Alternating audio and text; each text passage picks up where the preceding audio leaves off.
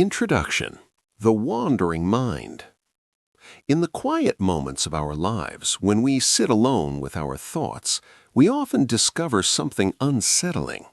Our mind refuses to be still. It jumps from worry to worry, from memory to fantasy, from judgment to desire, like a wild monkey swinging through the forest canopy. The ancient Buddhist masters called this phenomenon monkey mind, and they recognized it as the fundamental challenge of human existence. Today, you're about to embark on a journey into one of Buddhism's most profound teachings, the art of controlling your mind. But let me be clear from the outset. When we speak of control, we're not talking about suppression or domination. We're talking about understanding, training, and ultimately befriending the mind so that it serves you rather than enslaves you. For over 25 centuries, Buddhist practitioners have developed and refined techniques for working with the mind. These aren't mere philosophical concepts or religious dogma. They're practical, tested methods that have transformed the lives of millions of people across cultures and continents.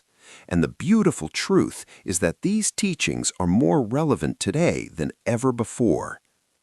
In our modern world, we face an unprecedented assault on our mental peace.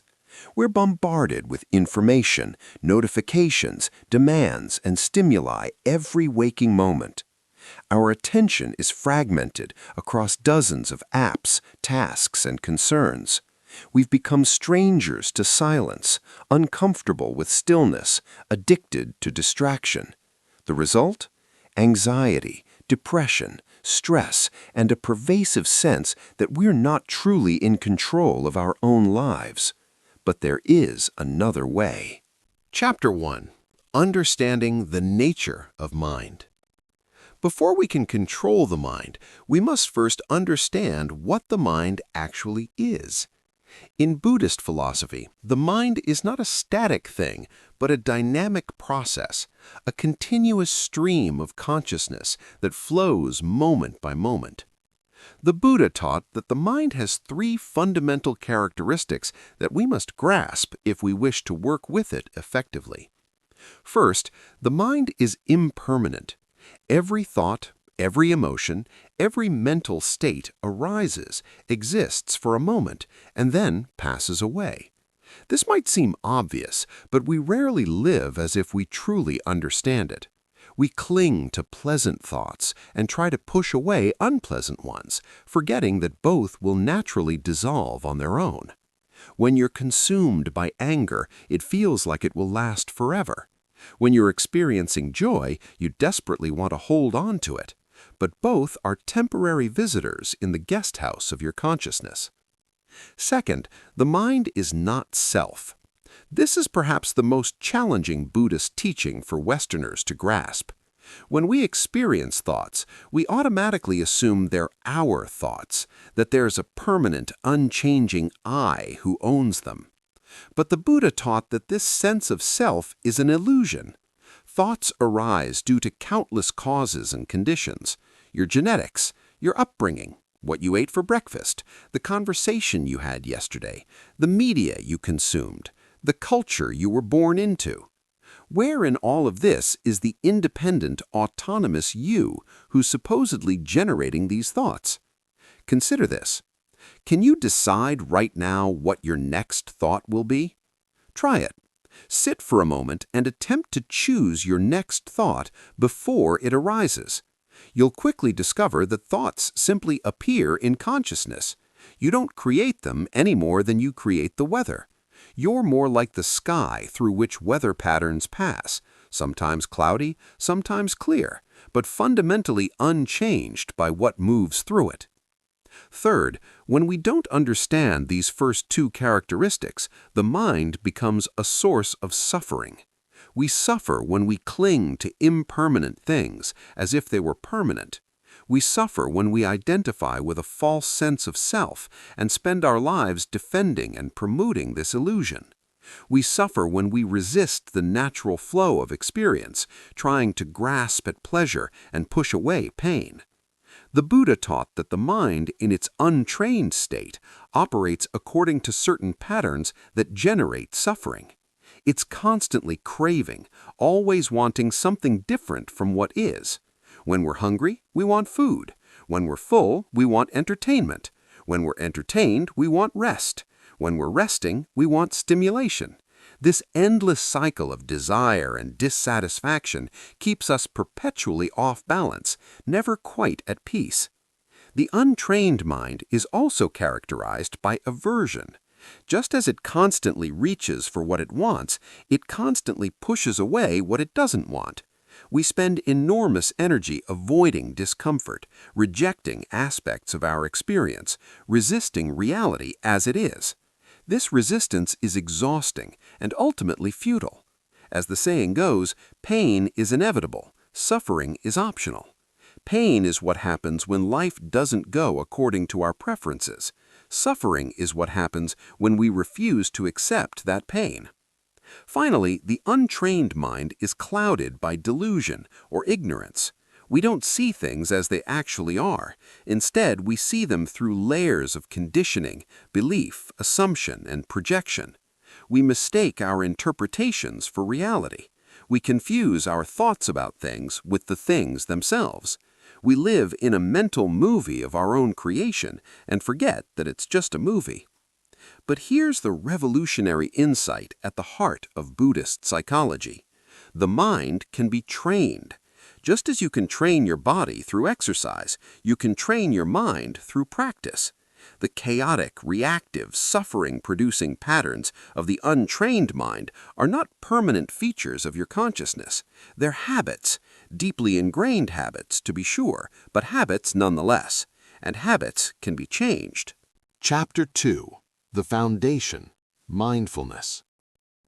If there's one teaching that has crossed over from Buddhism into mainstream Western culture, it's mindfulness.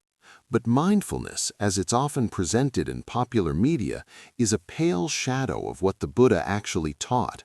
It's been reduced to a stress reduction technique, a productivity hack, or a way to achieve better mental health. While mindfulness can certainly help with all of these things, its original purpose was far more radical: complete liberation from suffering. Mindfulness, or sati in Pali, the language of the earliest Buddhist texts, means remembering. But what are we remembering? We're remembering to be present, to be aware, to pay attention to what's actually happening right now, rather than being lost in thoughts about the past or future. We're remembering our intention to wake up from the trance of unconscious living. The Buddha gave incredibly detailed instructions on how to practice mindfulness. In the Satipatthana Sutta, the discourse on the Four Foundations of Mindfulness, he outlined 4 areas where we should establish continuous awareness: the body, feelings, mind, and mental objects.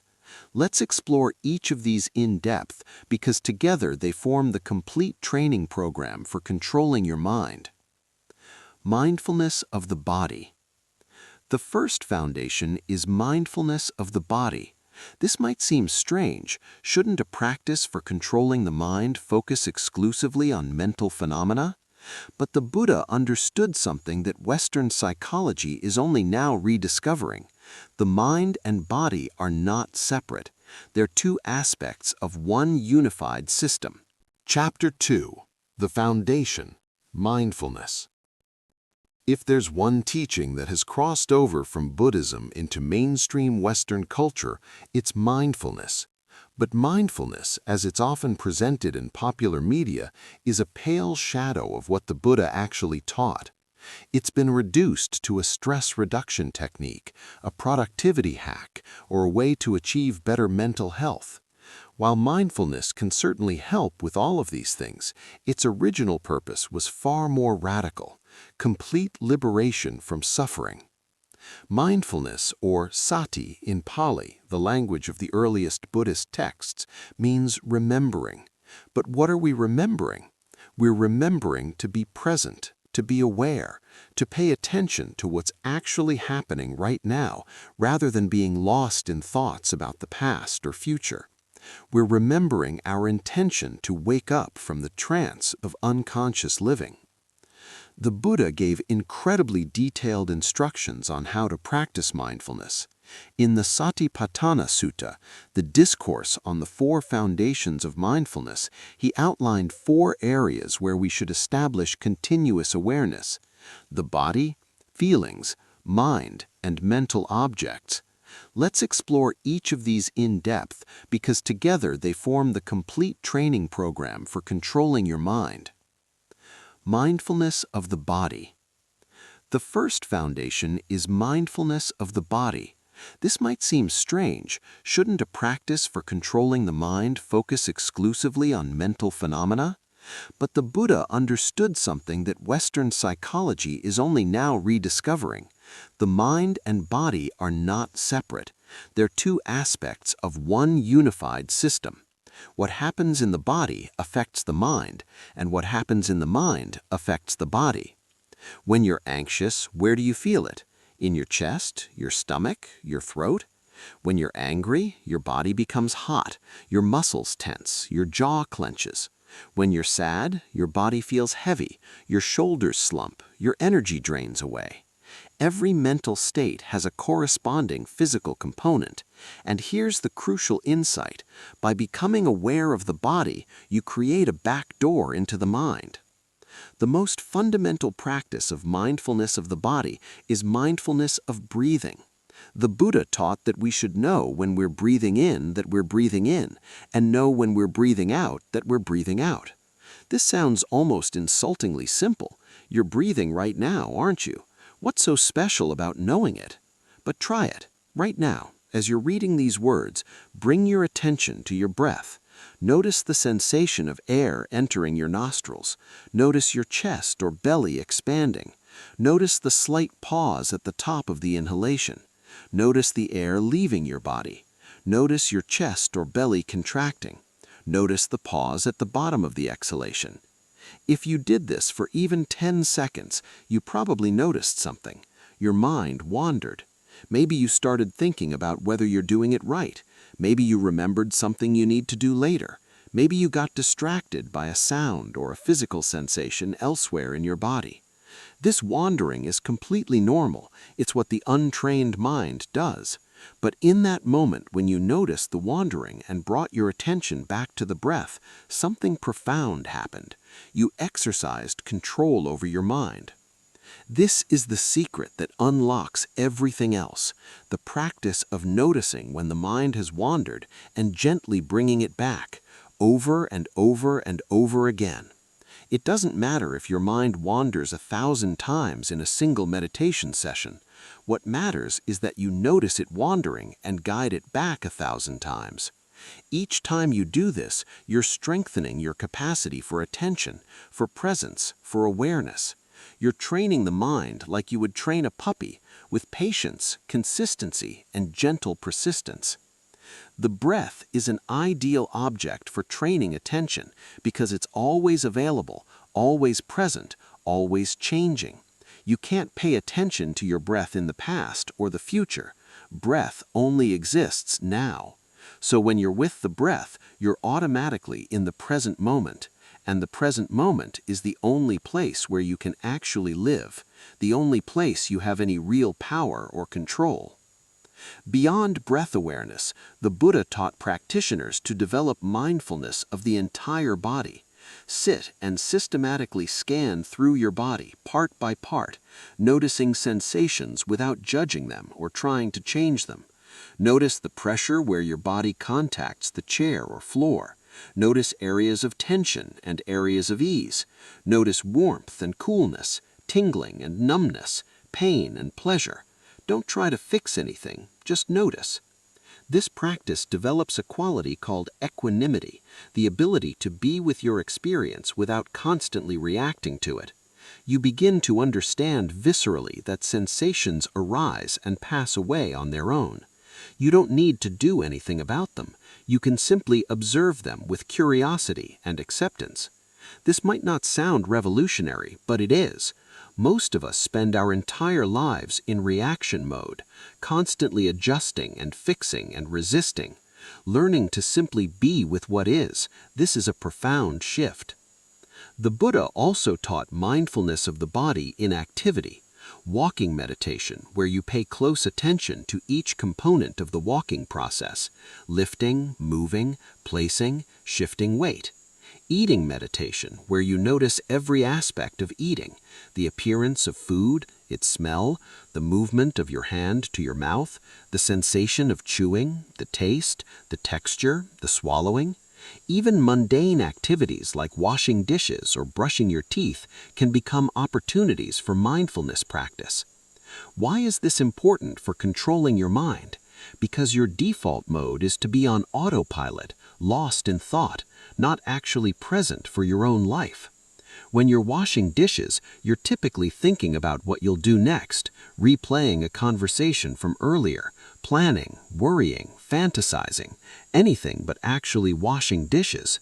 This mental absence from your actual experience is a form of madness that we've normalized. Mindfulness practice is about coming home to your life, being present for it, actually living it rather than thinking about it. Mindfulness of feelings. The second foundation of mindfulness is awareness of feelings, but not feelings in the emotional sense that we usually mean in English. The Pali word Vedana refers to the pleasant, unpleasant, or neutral tone that accompanies every moment of experience. Every sight, sound, taste, touch, smell, and thought is colored by one of these three tones.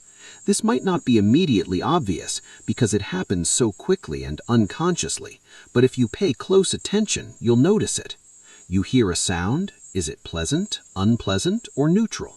You taste your food, pleasant, unpleasant, or neutral? You think a thought, pleasant, unpleasant, or neutral? This hedonic tone is present in every waking moment, and here's why it matters. It's the hinge upon which all suffering swings. The Buddha taught that when we experience something pleasant, craving immediately arises. We want more of it. We want it to last. We want to repeat the experience. When we experience something unpleasant, aversion arises. We want it to stop. We want it to go away. We want to avoid experiencing it again.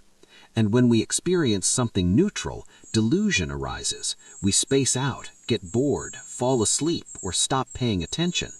This sequence happens so quickly that we're usually not aware of it.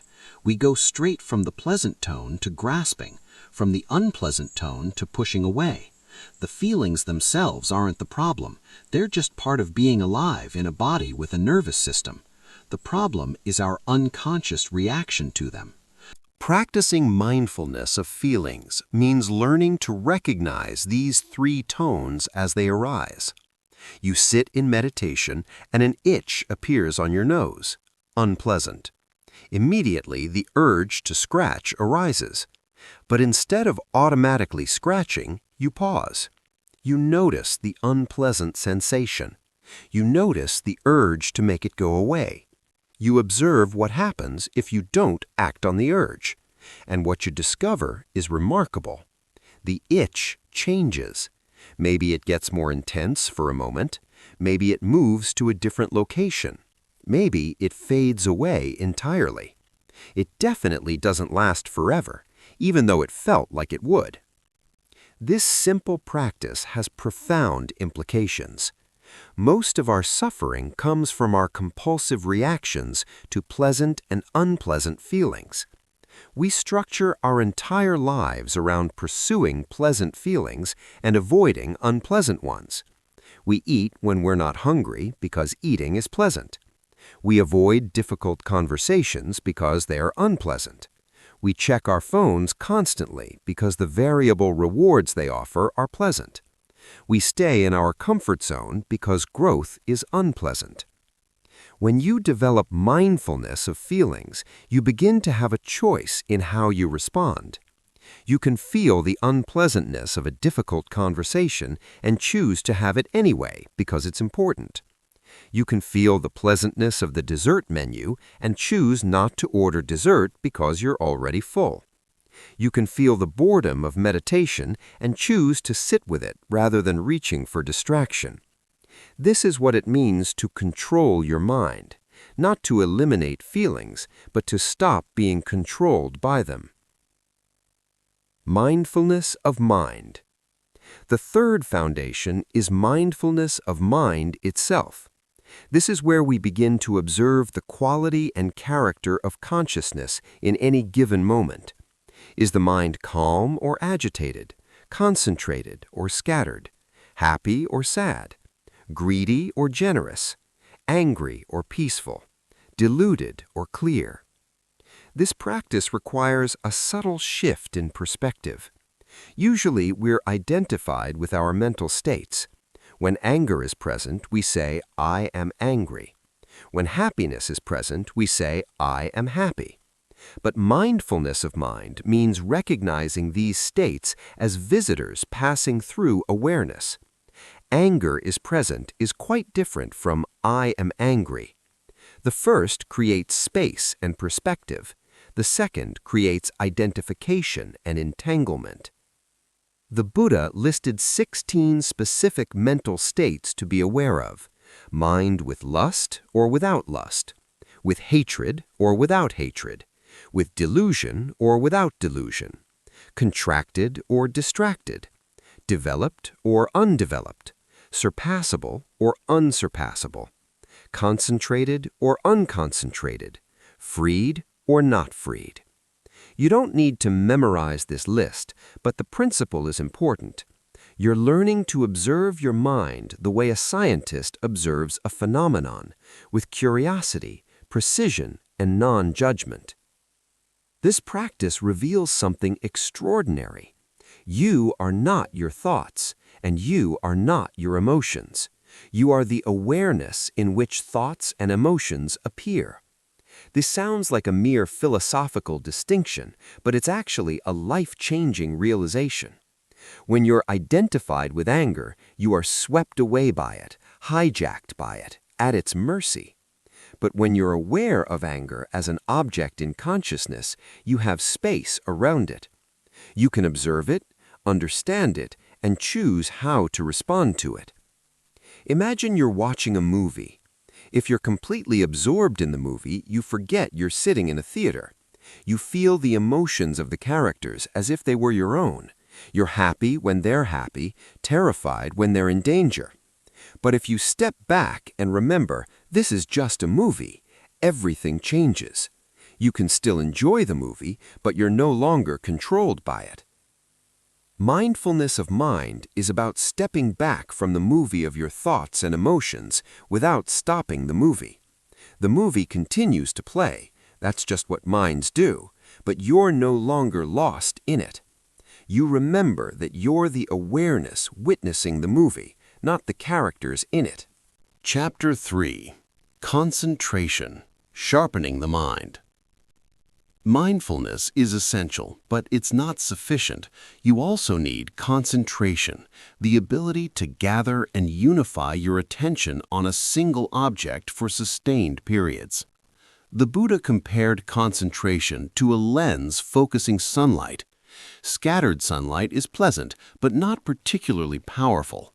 But focus that same sunlight through a lens, and it becomes hot enough to start a fire. Similarly, scattered attention can't penetrate deeply into the nature of mind and reality, but concentrated attention can illuminate truths that remain hidden to the distracted mind. The Pali word for concentration is samadhi, which means to collect or bring together. When your mind is concentrated, all of your mental energy is collected in one place rather than scattered across 1,000 objects. In this state, the mind becomes powerful, stable, and clear. It's like the difference between a murky, turbulent river and a deep, clear, still lake. In the still lake, you can see all the way to the bottom. The Buddha taught a systematic method for developing concentration called the jhanas, 8 progressive stages of meditative absorption. While the jhanas are profound states that typically require extensive practice, understanding the path toward them helps clarify what concentration training is all about. You begin by finding a suitable object of concentration. The breath is most commonly used, but you can also use a mantra, a visualization, a bodily sensation, or even an external object like a candle flame. The key is to choose one object and stick with it. The mind's natural tendency is to jump around. This is called distractedness or scattering. Concentration training is about gently but firmly bringing the mind back to your chosen object again and again. In the beginning, this is difficult. Your mind wanders constantly. You might be with the breath for 3 seconds before a thought pulls you away. But you notice the wandering and return to the breath. 3 seconds later, you're gone again. And again you notice and return. This is the practice. You're not trying to stop thoughts from arising. That's impossible and would only create tension. You're simply prioritizing your object of concentration, making it more important than the endless parade of thoughts. As you continue this practice, something begins to happen. The periods of stable attention grow longer. You can stay with the breath for 10 seconds, then 30, then a minute. The mind begins to settle, like sediment settling in a jar of shaken water. Thoughts still arise, but they're less compelling. They pass through awareness like clouds crossing the sky without pulling you away from your object. The Buddha described 5 factors that must be present for the first jhana to arise: applied attention, sustained attention, joy, happiness, and one-pointedness. Applied attention is the initial directing of the mind to the object. Sustained attention is keeping it there. Joy is a kind of energetic rapture that arises when the mind starts to unify. You might feel tingling, waves of pleasure, or a sense of uplifting energy. Happiness is a deeper contentment and well-being. One-pointedness is the quality of the mind being collected on a single point. When these 5 factors are developed and balanced, the mind enters the first jhana, a state of absorbed concentration where you're fully immersed in the meditation object and largely free of distracting thoughts. The mind feels unified, bright, and joyful. You might sit for an hour and feel like minutes have passed. But the path doesn't end there. Through continued practice, the concentration deepens. The initial excitement and rapture of the first jhana settle into a more refined pleasure and equanimity in the second jhana. The pleasure fades in the third jhana, leaving a sense of contentment and stillness. Even this contentment is transcended in the fourth jhana, which is characterized by profound equanimity and purity of mindfulness. Beyond these material jhanas are 4 more immaterial jhanas based on increasingly subtle objects of meditation. Now, you might be thinking, this sounds interesting, but do I really need to master these jhanas to control my mind? The answer is no and yes. No, you don't need to attain jhana to benefit from concentration practice. Even developing the capacity for basic sustained attention, being able to keep your mind on your breath for 5 minutes, will transform your life. You'll be more present, less reactive, more able to choose where your attention goes. But yes, understanding the jhanas clarifies what's possible and provides a roadmap for deepening practice. And there's something important to understand. Concentration is not just sitting on a cushion with your eyes closed. It's a quality of mind you can develop in daily life. When you're washing dishes, can you actually be present with washing dishes, or is your mind somewhere else? When you're in a conversation, can you actually listen to the other person, or are you planning what you'll say next? When you're working on a project, can you give it your full attention, or are you constantly checking your phone? Every time you bring your wandering mind back to what you're actually doing, you're practicing concentration. Every time you notice you've been on autopilot and you deliberately pay attention to your present moment experience, you're practicing concentration. This is how meditation practice integrates into life. The cushion is the gym where you train the muscle. Life is where you use that muscle for real work. Concentration also has another crucial benefit. It's the foundation for insight. You need a stable, steady mind to see deeply into the nature of things. A mind that's constantly scattered and distracted can't investigate anything thoroughly. It's like trying to read a book while riding a roller coaster. The experience is too chaotic for understanding to arise. But a concentrated mind can examine a single phenomenon closely and patiently. You can watch the arising and passing of a thought or emotion with such precision that you see its impermanent nature undeniably. You can observe the feeling tone of experience so carefully that you see how craving and aversion arise in relation to it. You can investigate this sense of self so thoroughly that its constructed nature becomes obvious. This is why the Buddha emphasized both serenity, concentration, and insight as two wings of awakening. Like a bird needs two wings to fly, you need both concentration and wisdom to attain liberation. Concentration without insight can lead to blissful states, but not to freedom. Insight without concentration can lead to intellectual understanding, but not to embodied transformation. Together, they form a complete path. Chapter 4. The Hindrances and How to Work with Them.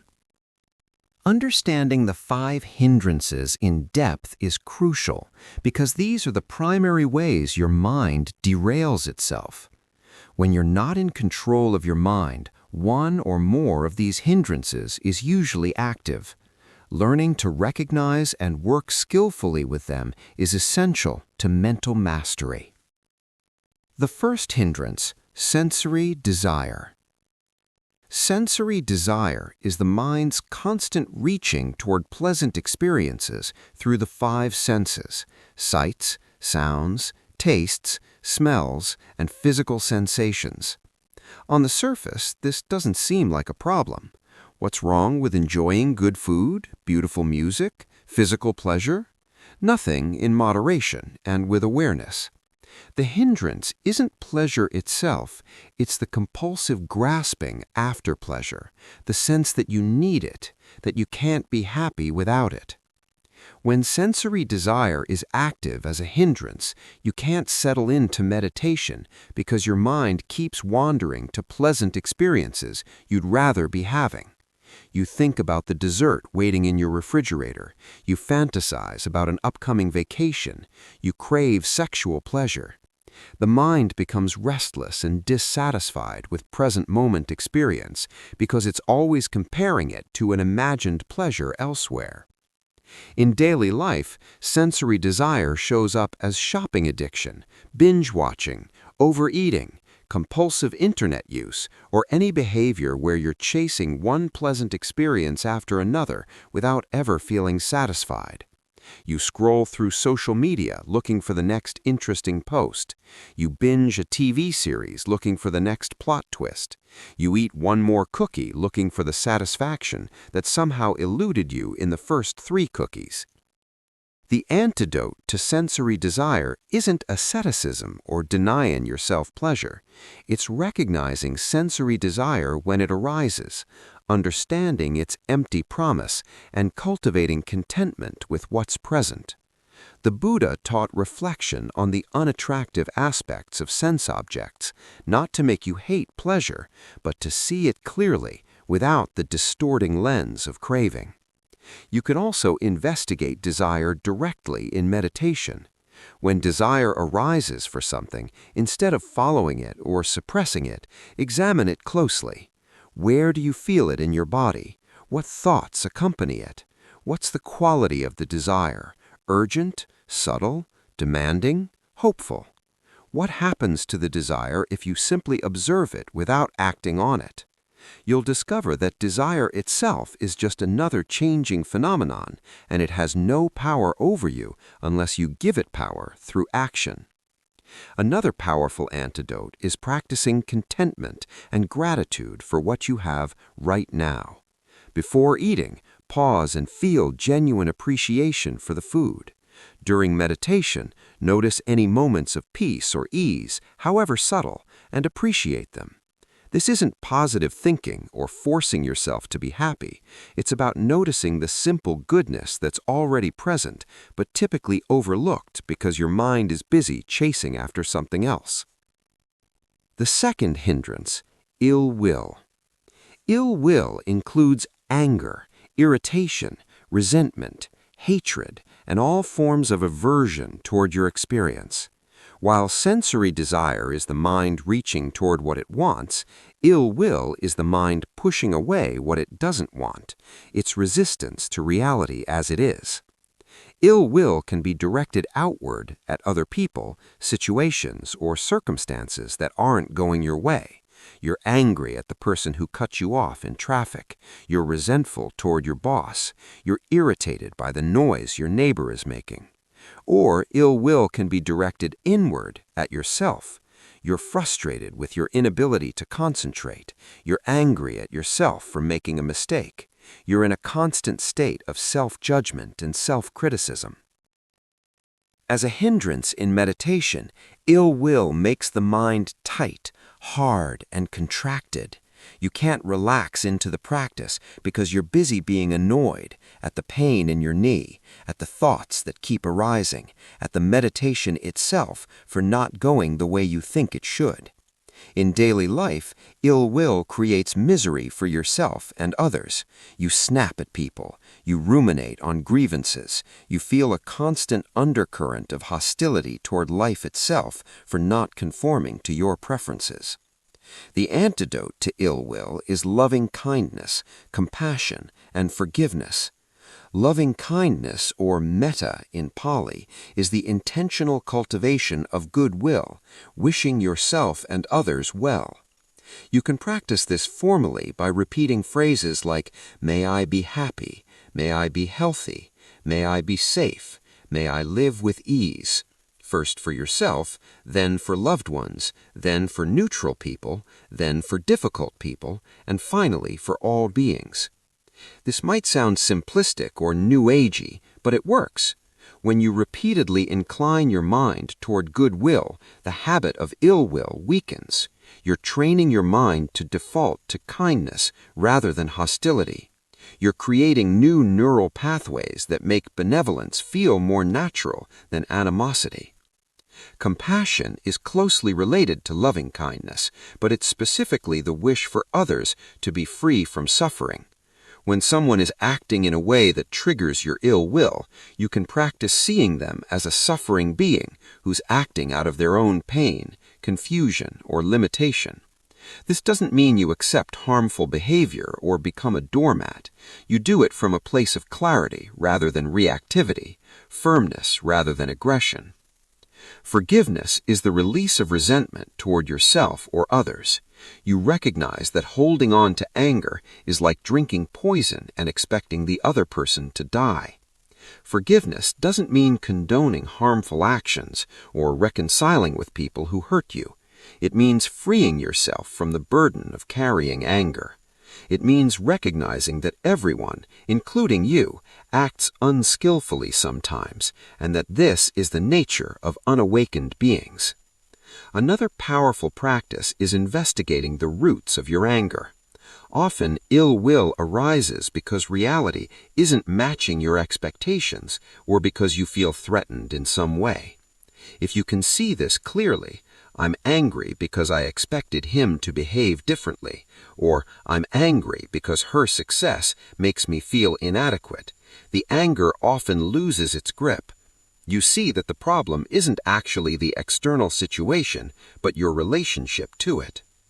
The third hindrance is sloth and torpor. Sloth and torpor refer to mental and physical sluggishness, dullness, drowsiness, and lack of energy. In meditation, this shows up as sleepiness, nodding off, or a foggy, lethargic quality of mind, where everything feels heavy and difficult. In daily life, it's procrastination, lethargy, depression, or the inability to rouse yourself to action. This hindrance can be particularly frustrating because, unlike desire or anger, which are at least energetic, sloth and torpor feel like you're stuck in mud. You want to practice, but you can't summon the energy. You want to work on your project, but you can't get started. You want to change your life, but the inertia is overwhelming.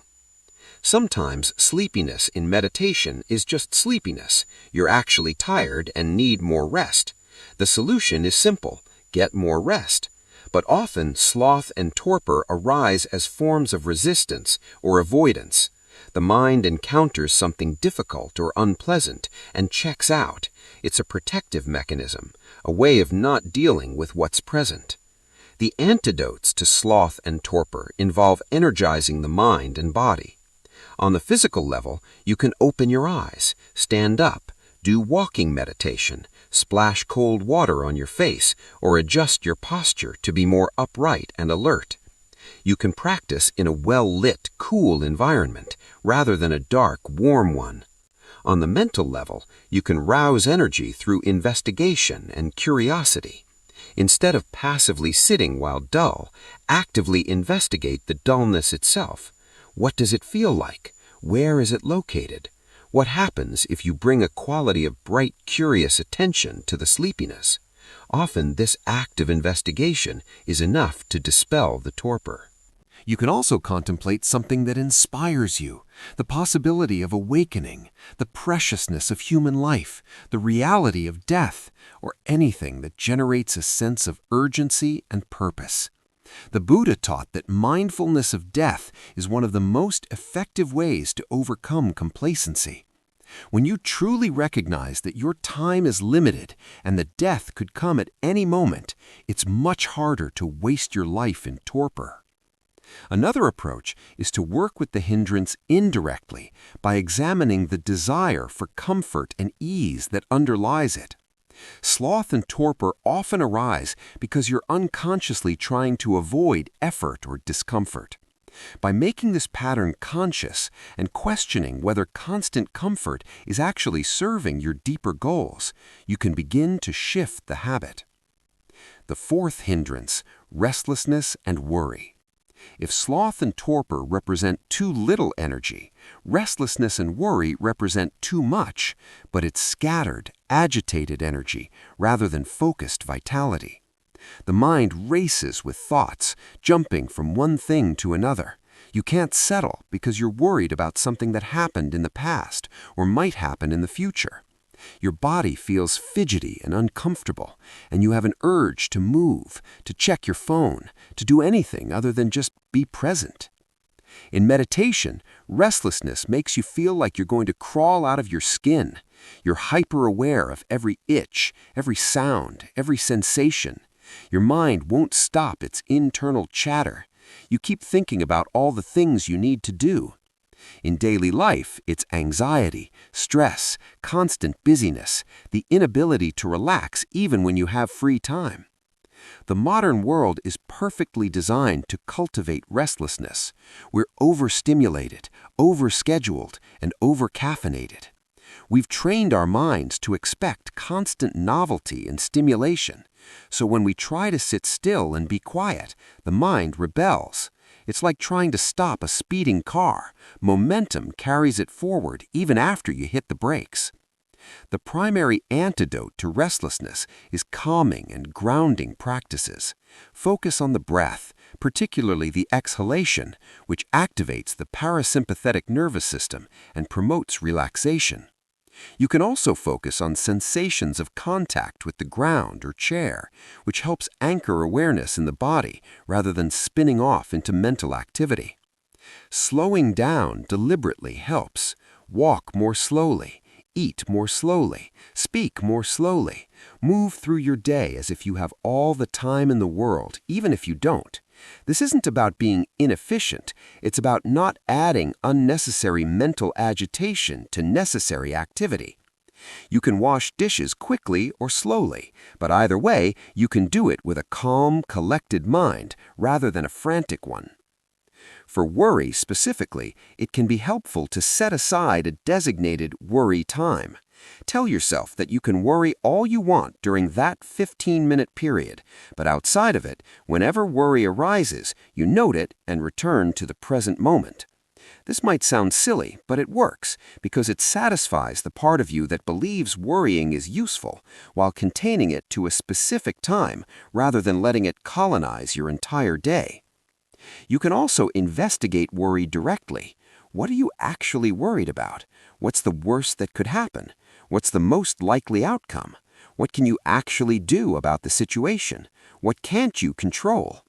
Often, when you examine worry closely, you realize that either the feared outcome isn't as catastrophic as your mind makes it seem, or there's nothing you can do about it right now, so worrying is pointless. Another powerful practice is cultivating trust in your capacity to handle whatever arises. Worry often stems from the belief that you won't be able to cope with future challenges.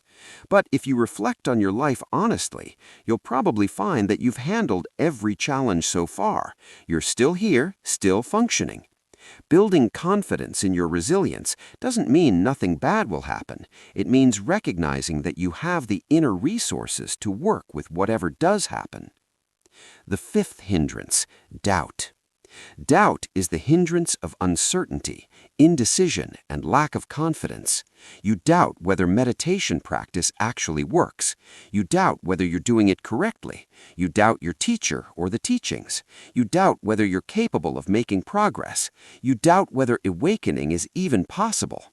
This crippling uncertainty prevents you from committing fully to the practice and undermines your efforts. In meditation, doubt makes you feel like you're going to crawl out of your skin.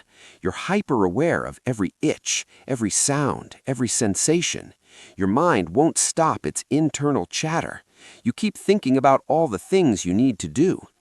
In daily life, it's anxiety, stress, constant busyness, the inability to relax even when you have free time. The understanding that it's just another mental state, just like the other hindrances, helps in dealing with doubt. The antidote to doubt is confidence based on direct experience. You develop this by starting small and verifying the teachings for yourself. The Buddha himself encouraged this approach. He said not to accept teachings on faith or tradition, but to test them out and see if they lead to benefit. So you practice consistently for a period of time and observe the results. Do you feel calmer, more aware, more able to choose your responses rather than being controlled by reactions? If so, confidence naturally arises. Another antidote is learning from reliable sources, studying the teachings, finding a qualified teacher, and connecting with a community of practitioners. This isn't about blind faith, it's about learning from those who have walked the path before you. When you're climbing a mountain and you're uncertain about the route, it's helpful to have a guide who successfully reached the summit. Their experience can help you navigate obstacles and avoid dead ends. You can also investigate doubt itself as a mental phenomenon. When doubt arises, instead of getting lost in its content, examine its quality. What does doubt feel like? What's its texture, its flavor? You'll discover that doubt, like everything else, is just another changing state of mind. It arises due to conditions and passes away when those conditions change. It's not the truth, it's just a visitor. Finally, decisiveness is a powerful antidote to doubt. Choose a practice, commit to it for a specified period, say 3 months, and fully engage with it during that time. Postpone all questions about whether it's the right practice until the end of the period. This doesn't mean suppressing doubt. It means choosing to proceed despite doubt, recognizing that you'll never have perfect certainty before starting. Action itself often dissolves doubt. Chapter 5. The Cultivation of Positive Mental States. Controlling your mind isn't only about eliminating negative patterns. It's also about actively cultivating positive ones. The Buddhist path includes the deliberate development of wholesome mental qualities that lead to happiness and wisdom. These are called the Brahma Viharas, or divine abodes, 4 attitudes that, when cultivated, transform your inner landscape. Loving kindness, metta. Loving kindness is the quality of unconditional goodwill toward all beings. It's not sentimental emotion or romantic love. It's the sincere wish for all beings, including yourself, to be happy and free from suffering. In a mind filled with metta, there's no room for hostility, judgment, or ill will. The practice of metta is beautifully simple, yet profoundly transformative. You begin by directing loving kindness toward yourself, because if you can't wish yourself well, it's difficult to genuinely wish it for others. You might use traditional phrases like, "May I be safe," "May I be healthy," "May I be happy," "May I live with ease." Or you can use your own words that resonate with you. The key is to connect with the genuine intention behind the words, to feel the warmth of goodwill arising in your heart. This might be harder than it sounds, especially if you're prone to self-criticism or shame. You might notice resistance, thoughts like, "I don't deserve happiness," or "This feels selfish." If this happens, work with the resistance gently. You might say to yourself, "May I be kind to myself," or "May I accept myself as I am." You're not trying to inflate your ego or become narcissistic. You're simply extending to yourself the basic kindness you'd offer to anyone. Once you can generate a sense of loving kindness toward yourself, you expand the circle. Direct metta towards someone you care about, a friend, family member, mentor, or anyone for whom good feelings arise easily. Picture them in your mind and silently repeat, "May you be safe. May you be healthy. May you be happy. May you live with ease." Let yourself feel genuine warmth and care for this person. Next, direct metta toward a neutral person, someone you encounter regularly but don't have strong feelings about. Maybe the cashier at your grocery store, or a neighbor you occasionally see.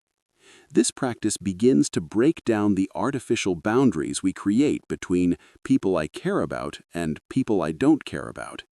Everyone wants to be happy. Everyone wants to be free from suffering. This neutral person is just as deserving of goodwill as your best friend. The next step is traditionally the most challenging, directing metta toward a difficult person. This doesn't mean someone who's actively harming you or others. It's not wise to practice metta for someone who's dangerous while you're still in relationship with them, but someone who annoys you, someone you've had conflict with, someone you resent. Can you wish them well? Can you recognize that their difficult behavior comes from their own suffering and confusion? Can you extend goodwill even to someone you don't like? This practice doesn't mean you accept harmful behavior or become passive. You can still set boundaries, speak truth, and protect yourself, but you do it without the poisonous quality of hatred. You respond to unskillful behavior with clarity and firmness rather than with anger and spite. This is immensely freeing. When you can maintain goodwill even toward difficult people, you're no longer controlled by them. They can't make you hate. They can't steal your peace. Finally, you expand loving kindness to all beings everywhere. May all beings be safe. May all beings be healthy. May all beings be happy. May all beings live with ease. This universal metta dissolves the boundaries between self and other, breaking down the sense of separation that causes so much suffering. You recognize your fundamental interconnectedness with all of life. Regular metta practice has remarkable effects. Research shows it increases positive emotions, life satisfaction, and social connection, while decreasing symptoms of depression and PTSD. But beyond these measurable benefits, metta transforms your basic stance toward the world. Instead of moving through life with guardedness or hostility, you move through it with an open heart. Instead of constantly judging yourself and others, you default to kindness. This doesn't make you naive or weak. It makes you resilient and strong, because you're no longer wasting energy on hatred and resentment. Compassion. While loving kindness is the wish for beings to be happy, compassion is the wish for beings to be free from suffering. Compassion arises when your heart is touched by pain, your own or others, and responds with care rather than with avoidance or indifference. In modern Western culture, we often confuse compassion with pity or feeling sorry for someone. But genuine compassion doesn't look down on suffering from a position of superiority. It recognizes suffering as part of the shared human condition. It says, "This is painful, and I care about this pain."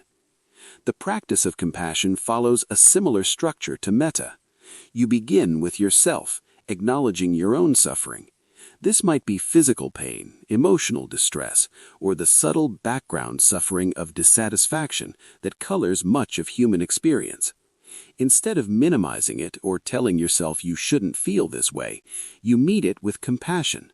May I be free from this suffering. May I find peace. Self-compassion is crucial because many of us are our harshest critics. When we make mistakes or fail at something, we attack ourselves with brutal internal commentary that we'd never direct at someone we care about. Self-compassion means treating yourself with the same kindness and understanding you'd offer a good friend. It means recognizing that suffering, mistakes, and imperfection are part of being human, not signs of personal inadequacy. From self-compassion, you extend to others, beginning with those close to you who are suffering. You call to mind their pain and sincerely wish, may you be free from this suffering, may you find relief and peace. You're not trying to fix them or take away their pain, you can't, but you're holding their suffering with care and wishing for their well-being. The practice becomes more challenging and more powerful when you extend compassion to difficult people or even to those who cause harm. Can you recognize that people who act cruelly are themselves suffering? Hurt people hurt people. This doesn't excuse harmful behavior, but it helps you understand it. And understanding without hatred is the foundation for wise response. The Dalai Lama tells a story of a Tibetan monk who spent 18 years in Chinese prison, enduring torture and deprivation. When the Dalai Lama asked him if he'd ever felt in danger during those years, the monk said yes, he'd been in danger of losing compassion for his captors. This is the radical power of compassion.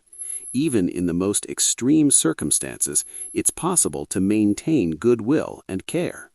Not because suffering doesn't matter, but because hatred only adds more suffering to an already painful world. Compassion also includes what's called mudita, or sympathetic joy, the ability to rejoice in others' happiness and success rather than feeling envious or threatened by it. In a competitive, comparison-driven culture, this is revolutionary. Can you genuinely celebrate when your colleague gets promoted? Can you feel happy when your friend achieves something you haven't? This doesn't mean denying your own feelings of disappointment or desire, but it means not letting those feelings turn into resentment. Equanimity. Equanimity is the quality of balanced, stable awareness that can be with all experiences without being pulled into reactivity. It's not indifference or detachment in the sense of not caring. It's caring deeply while also maintaining perspective and not being swept away by emotional storms. The Buddha used several metaphors for equanimity. He compared it to standing on a mountain peak, able to see the entire valley below without being caught in any particular part. He compared it to great earth that receives everything, fresh flowers and rotting garbage alike, without being altered by what it receives. He compared it to space that allows everything to move through it without resistance. Equanimity is developed through seeing clearly the law of karma, the principle that beings are the owners of their actions and will receive the results of their actions. You can care about someone, wish them well, even help them when possible, but you can't live their life for them or save them from the consequences of their choices. This recognition allows you to help without attachment to outcomes, to care without controlling. This is particularly important in relationships. How much suffering comes from trying to control other people, to make them behave the way you think they should, to force them to change, to rescue them from themselves.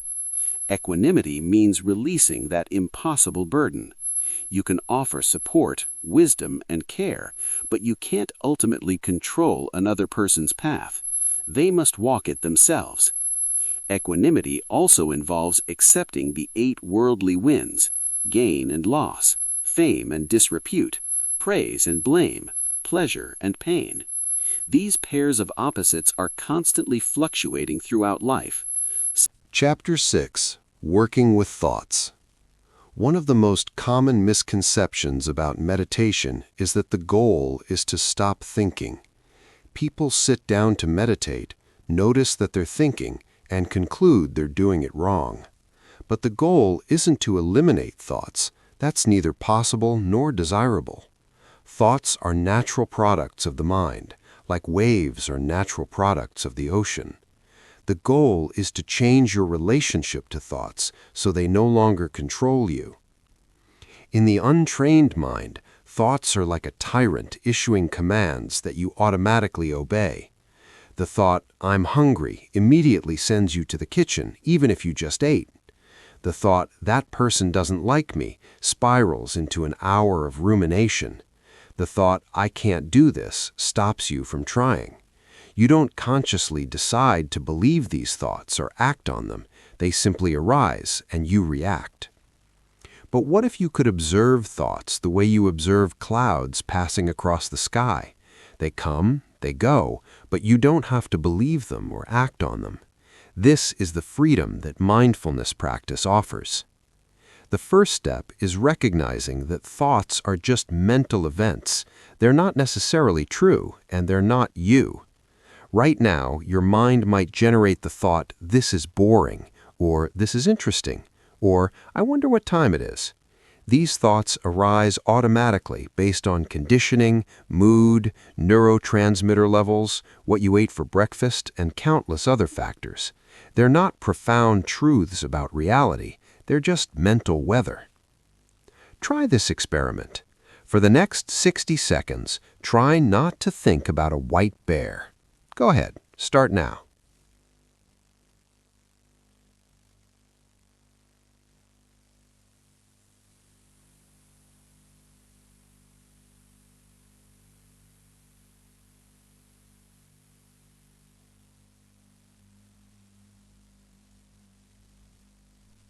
What happened?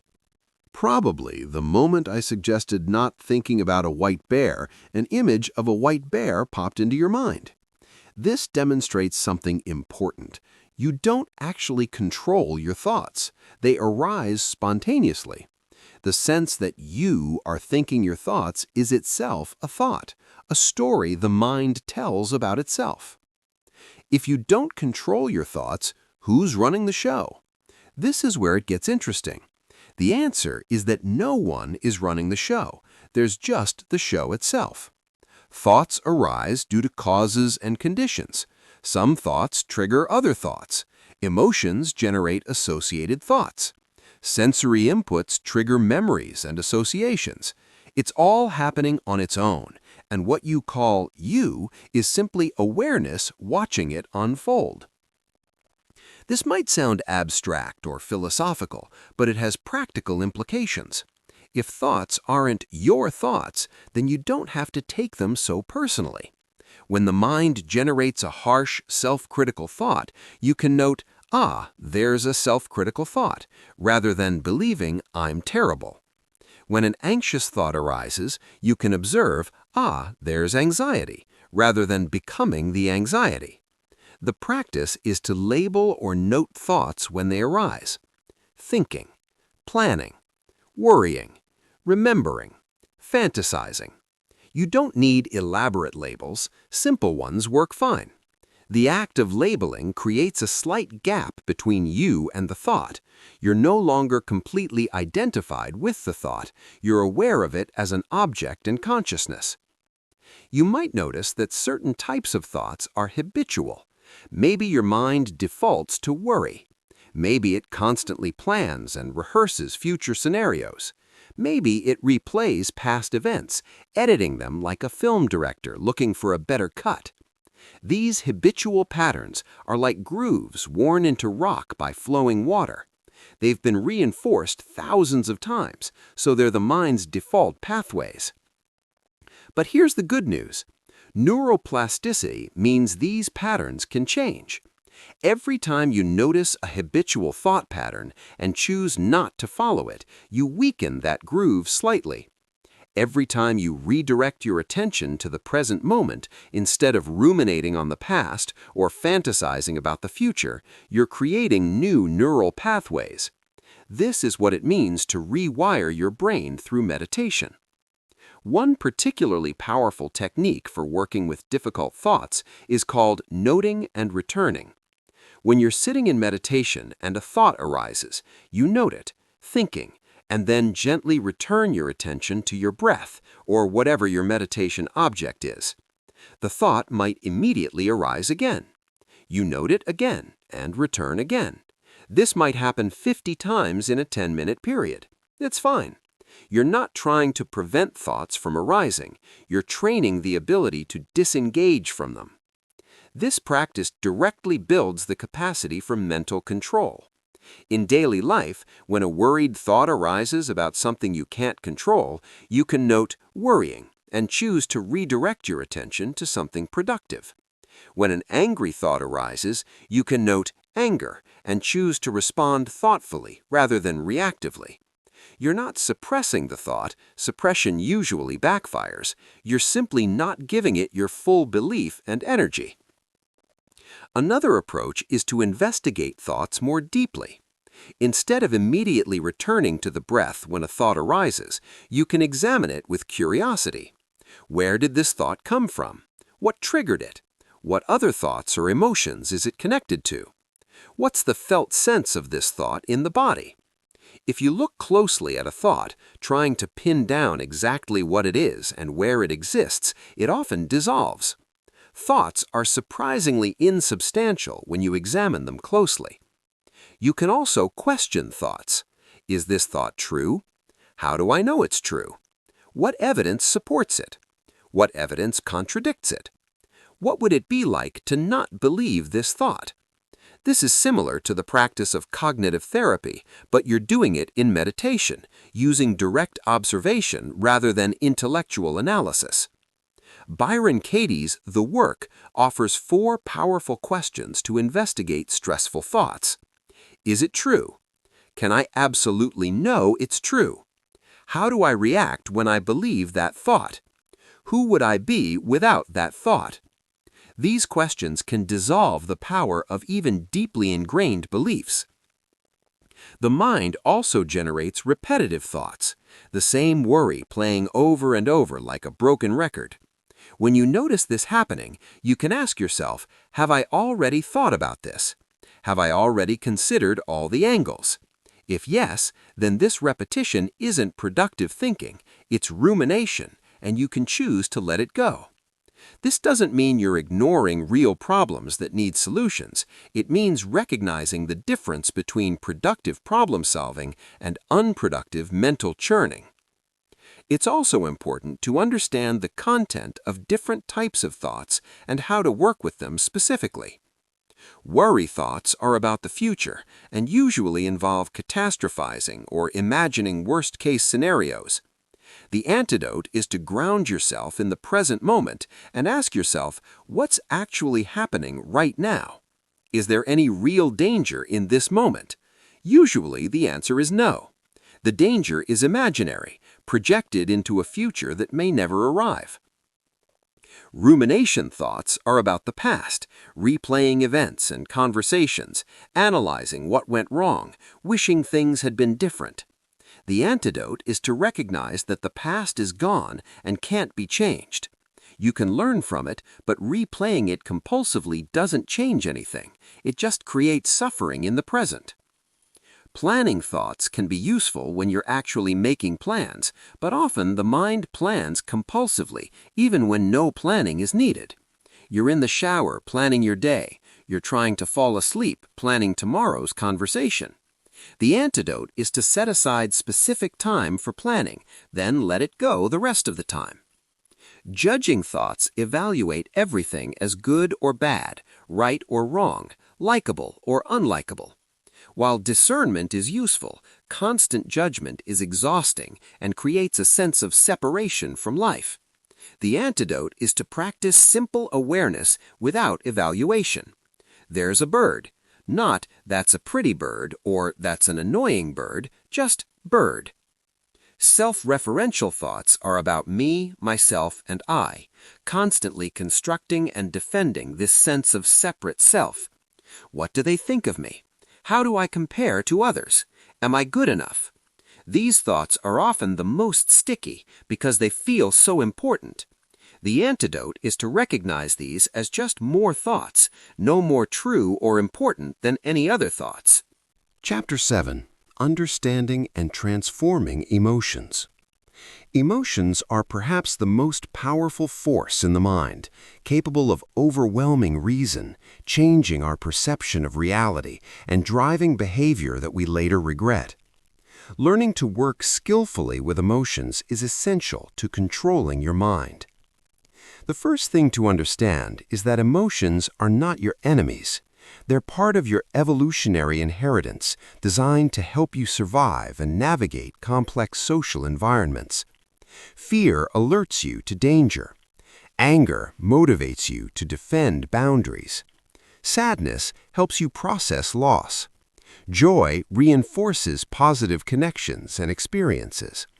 These emotions served our ancestors well, and they still provide valuable information. The problem isn't emotions themselves, it's our relationship to them. We're typically either identified with emotions, consumed by them, believing they're the truth about reality, or we're trying to suppress them, pushing them away, pretending they don't exist, numbing ourselves. Both strategies cause suffering. Buddhist psychology offers a middle path, experiencing emotions fully while also maintaining awareness that they're temporary, conditioned mental states rather than ultimate truth. This is the practice of feeling without becoming. Let's say you're feeling angry. The untrained response is to become completely identified with the anger. You are anger. Your entire consciousness is colored by it. Your thoughts support it with justifications and grievances. Your body tenses with it. You speak and act from it, often in ways you'll later regret. In this state, there's no space between you and the emotion. The suppressive response is to tell yourself you shouldn't be angry, to push the emotion down, to distract yourself from it, or to deny it's there. I'm not angry, I'm fine. But suppressed emotions don't disappear. They go underground, where they continue to influence you unconsciously. They leak out as passive aggression, sarcasm, or sudden explosions. They create tension in the body. They narrow your perception and drain your energy. The mindful response is to acknowledge the anger without identifying with it or suppressing it. There is anger present. You feel the emotion in your body, the heat, the tension, the energy. You notice the thoughts associated with it. You observe the urge to act on it. But you create a small space of awareness around the emotion. You're not the anger, you're the awareness that's noticing anger is present. This small space is revolutionary. In that space, you can choose how to respond. You might decide to express the anger skillfully, clearly stating your boundary, or addressing the situation that triggered it. You might decide to investigate the anger. What's really going on beneath the surface? Are you actually angry, or are you hurt, afraid, or feeling disrespected? You might decide to work with the anger in meditation, watching it with curiosity until it transforms or dissolves. The key is learning to be with emotions rather than acting from them automatically. This is the practice sometimes called urge surfing, when a strong emotion arises with an urge to act, to yell, to eat, to drink, to shop, to scroll social media. You pause. You feel the urge as a physical sensation, often experienced as a wave building and then subsiding. You ride the wave without acting on it, and you discover something remarkable. Emotions change. The angry wave rises, peaks, and then subsides. The anxious wave swells and then recedes. No emotion is permanent. Research shows that when you're not feeding an emotion with thoughts and actions, it typically lasts about 90 seconds. 90 seconds. The reason emotions seem to last much longer is because we keep re-triggering them with our thoughts. We replay the scenario that made us angry. We imagine terrible future outcomes that make us more anxious. We construct stories that reinforce the emotion. But the pure emotional energy itself, without this conceptual fuel, burns through very quickly. This is why mindfulness of body sensations is so important for working with emotions. Emotions are not just mental, they're deeply embodied. When you're anxious, your chest tightens, your breathing becomes shallow, your stomach clenches. When you're sad, your body feels heavy, your energy drops, your eyes may tear up. When you're joyful, your body feels light, expansive, energized. By bringing awareness to the physical sensations of emotion, you work with the emotion at its root before it becomes elaborated into complex stories and dramas. You feel the tightness in your chest and you breathe into it. You notice the heat of anger and you let it be there without either expressing it or suppressing it. This is incredibly powerful because you're not trying to change the emotion directly, you're just being with it, and this allowing itself becomes transformative. Another crucial practice is naming or labeling emotions. When you can accurately identify what you're feeling, this is anxiety, or this is sadness, or this is disappointment, you activate the prefrontal cortex, which helps regulate the emotion. There's a practice in psychology called affect labeling that shows labeling emotions reduces their intensity. Just naming what you feel begins to calm the nervous system. But be precise. Don't just say, I feel bad. What kind of bad? Sad, angry, anxious, disappointed, frustrated, ashamed? Each of these emotions has different qualities and calls for different responses. The more precisely you can identify your emotional experience, the better you can work with it skillfully. It's also important to distinguish between primary emotions and secondary emotions. Primary emotions are your immediate, authentic feeling responses to situations. Secondary emotions are reactions to your primary emotions. For example, you might feel afraid, primary emotion, then feel ashamed of feeling afraid, secondary emotion.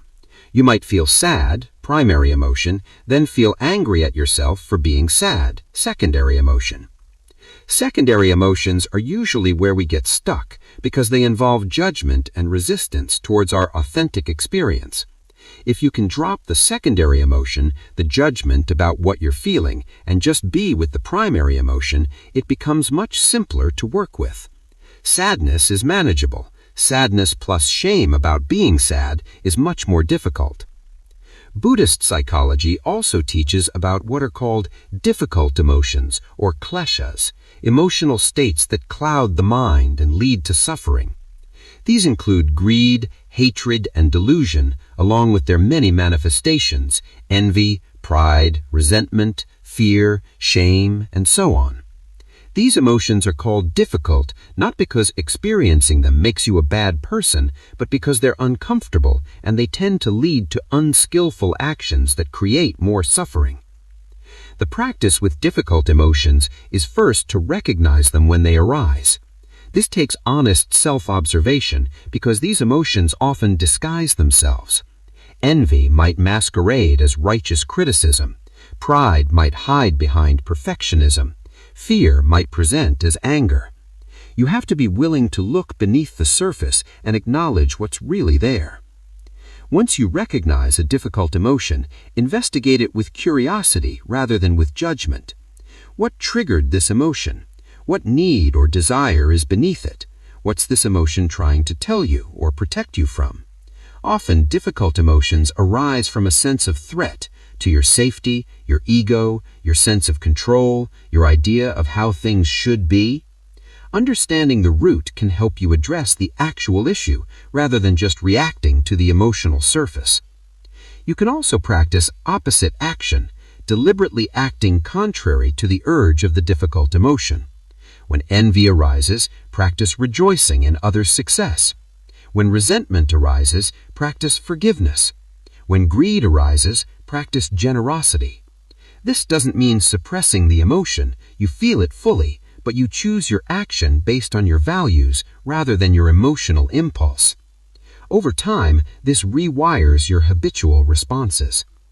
Another powerful approach is to work with emotions through compassion. When you're experiencing a difficult emotion, part of you is suffering. Can you meet that suffering with kindness rather than with judgment or impatience? Can you recognize that everyone experiences these emotions? This is part of being human. Can you offer yourself the same compassion you'd offer a friend who's struggling? This is especially important with emotions like shame and self-hatred because they're particularly toxic because they turn your aggression inward. When shame rises, that sense that you're fundamentally flawed or bad, the antidote is compassion and the recognition that shame is a learned response, not truth.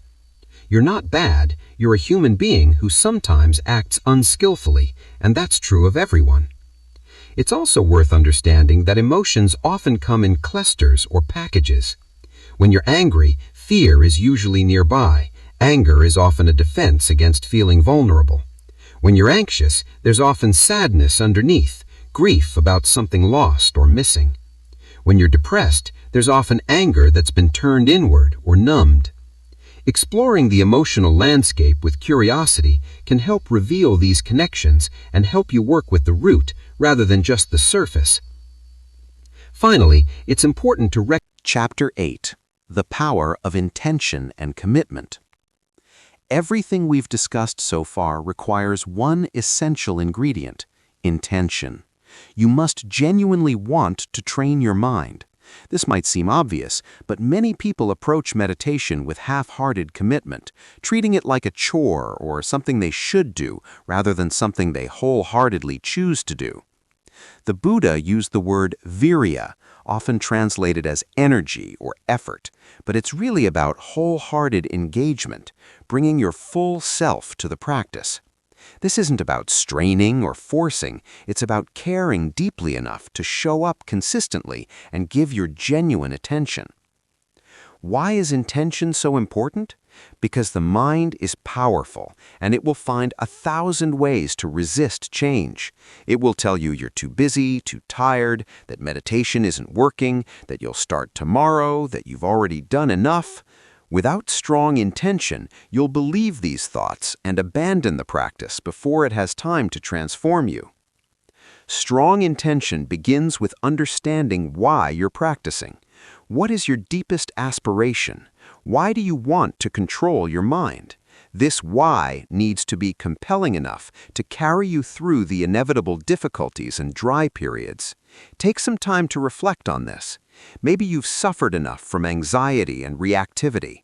Maybe you've seen how your uncontrolled mind causes suffering for yourself and others.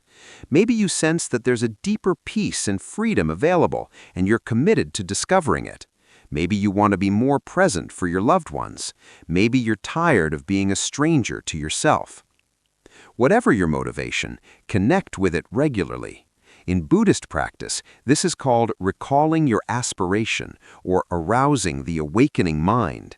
Before you sit down to meditate, remind yourself why you're doing this. What are you moving toward? What are you moving away from? Let this aspiration touch your heart and energize your practice. But intention alone isn't enough. You also need commitment. Commitment is intention extended through time. It's the decision to practice consistently, regardless of whether you feel like it in any given moment. This is crucial because the mind's resistance is strongest at the beginning of practice. The first few weeks or months of meditation can be difficult. Your mind might be more chaotic than ever because now you're actually noticing how chaotic it is. You might feel like you're failing because you expected instant calm, and instead you're encountering intense restlessness or sleepiness or boredom. This is where many people quit. They conclude that meditation isn't for them or isn't working. But this is like going to the gym twice, feeling sore and concluding that exercise doesn't work. The soreness is a sign that you're using muscles that have been dormant.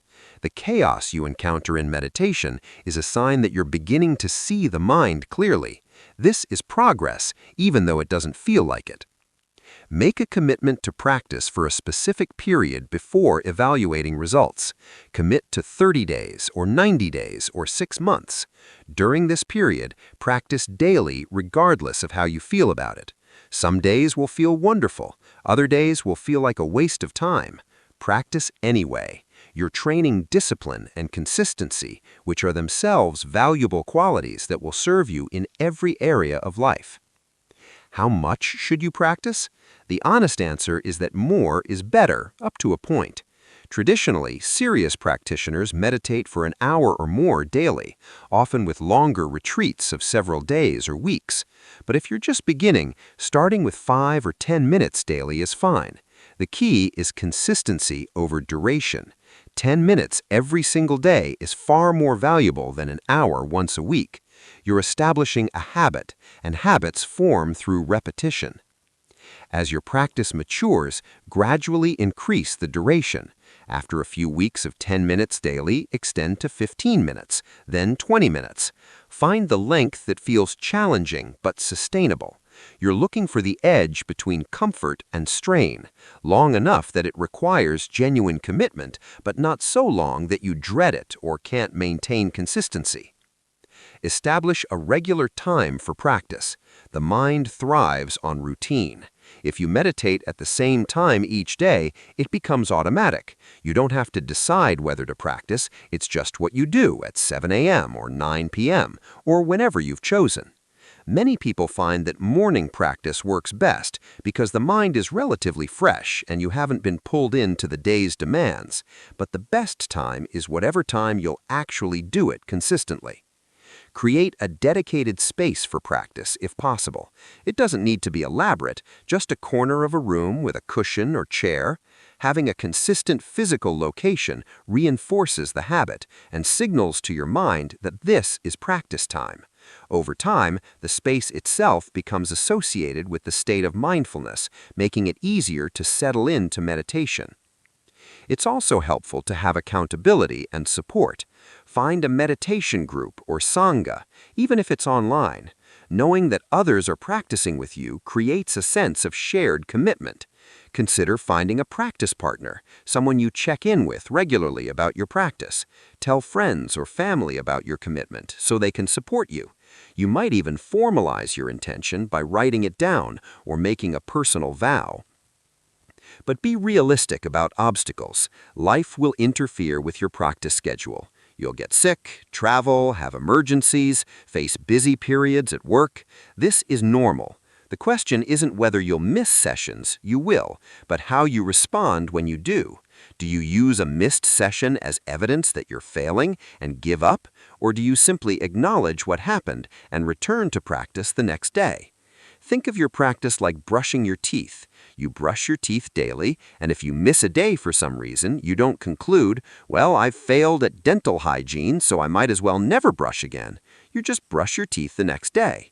Treat meditation practice the same way. It's a form of mental hygiene, and consistency matters more than perfection.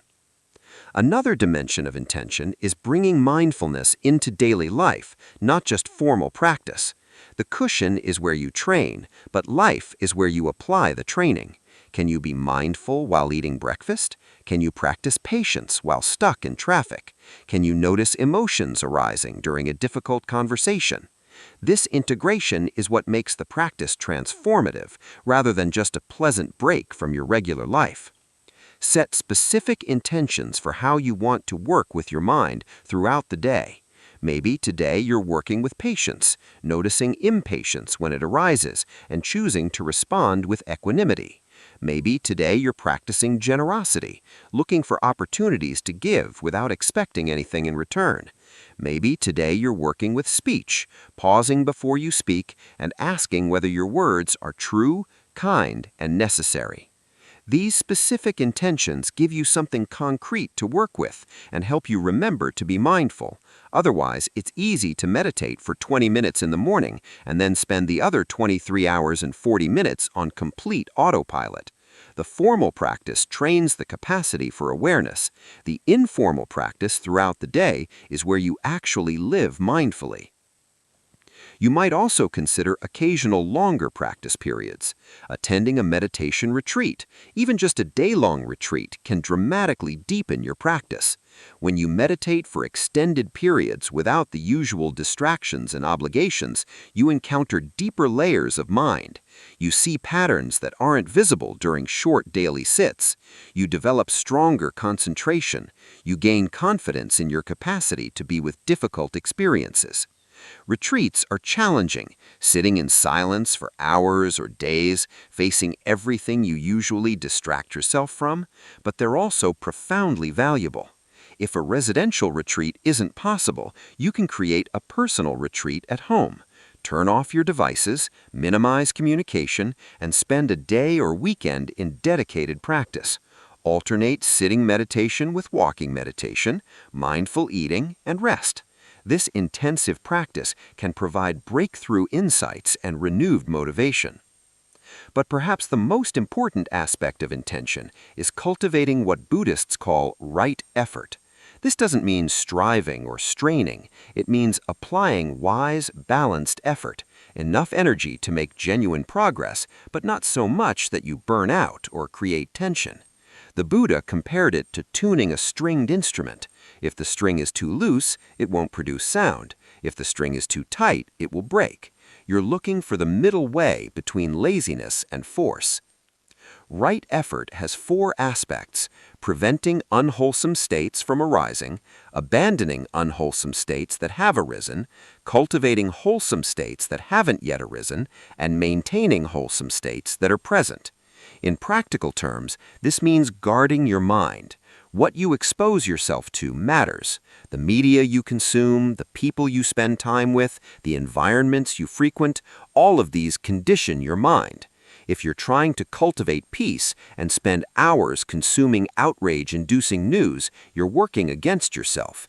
If you're trying to develop loving kindness and spend time with people who are constantly criticizing others, it's an uphill battle. This doesn't mean isolating yourself or avoiding difficulty. It means being intentional about what influences your mind and making choices that support your deepest intentions. Chapter 9. The Wisdom of Impermanence. One of the Buddha's most fundamental insights was the truth of impermanence, that all conditioned phenomena are in constant flux, arising and passing away moment by moment. Understanding impermanence at a deep level is essential to controlling your mind, because so much suffering comes from trying to make the impermanent permanent. Intellectually, everyone knows that things change. People age and die, relationships end, circumstances shift. But knowing something intellectually is very different from understanding it in your bones through direct experience. Most of us live as if things will last forever, even though we know they won't. We cling to youth, health, relationships, possessions, status, and experiences as if we could hold on to them permanently. This clinging creates suffering in several ways. First, we're constantly disappointed when things change, even though change is inevitable. The delicious meal ends, the vacation concludes, the relationship that felt perfect develops problems, the body that was strong and healthy becomes sick or injured. Each change feels like a personal affront, a tragedy, when really it's just the nature of reality. Second, clinging prevents us from fully enjoying what's present now. If you're at a wonderful party, but you're already dreading the party ending, you're not actually at the party. You're in an imagined future where the party is over. If you're eating delicious food, but you're worried about running out, you're not tasting the food. You're lost in anxiety about scarcity. Third, clinging to the impermanent creates a constant background anxiety. At some level, you know you can't hold on, so there's always fear lurking. Fear of loss, fear of change, fear of the inevitable ending. This fear colors everything, preventing you from fully relaxing into life. The practice of observing impermanence directly transforms this dynamic. In meditation, you watch everything arise and pass away. Sensations in the body come and go. Sounds appear and disappear. Thoughts emerge and dissolve. Emotions swell and subside. Nothing lasts. Everything is in motion. And as you watch this flow with sustained attention, something shifts in your understanding. You begin to realize that impermanence isn't a problem to be solved. It's simply how things are. Trying to make things permanent is like trying to make water stop flowing or fire stop burning. It's a fundamental misunderstanding of the nature of reality. And more than that, you start to see that impermanence is what makes life possible. Without impermanence, nothing new could arise. Without impermanence, you'd be stuck forever in whatever condition you're currently in. Without impermanence, growth, healing, and awakening would be impossible. Consider your own life. How many times have you suffered over something that, looking back now, seems insignificant? The rejection that felt devastating at the time, the failure that seemed like the end of the world, the loss that you thought you'd never recover from. All of these passed. The intensity of the experience changed. New circumstances arose. You're probably a different person now than you were then, shaped by those experiences, but no longer consumed by them.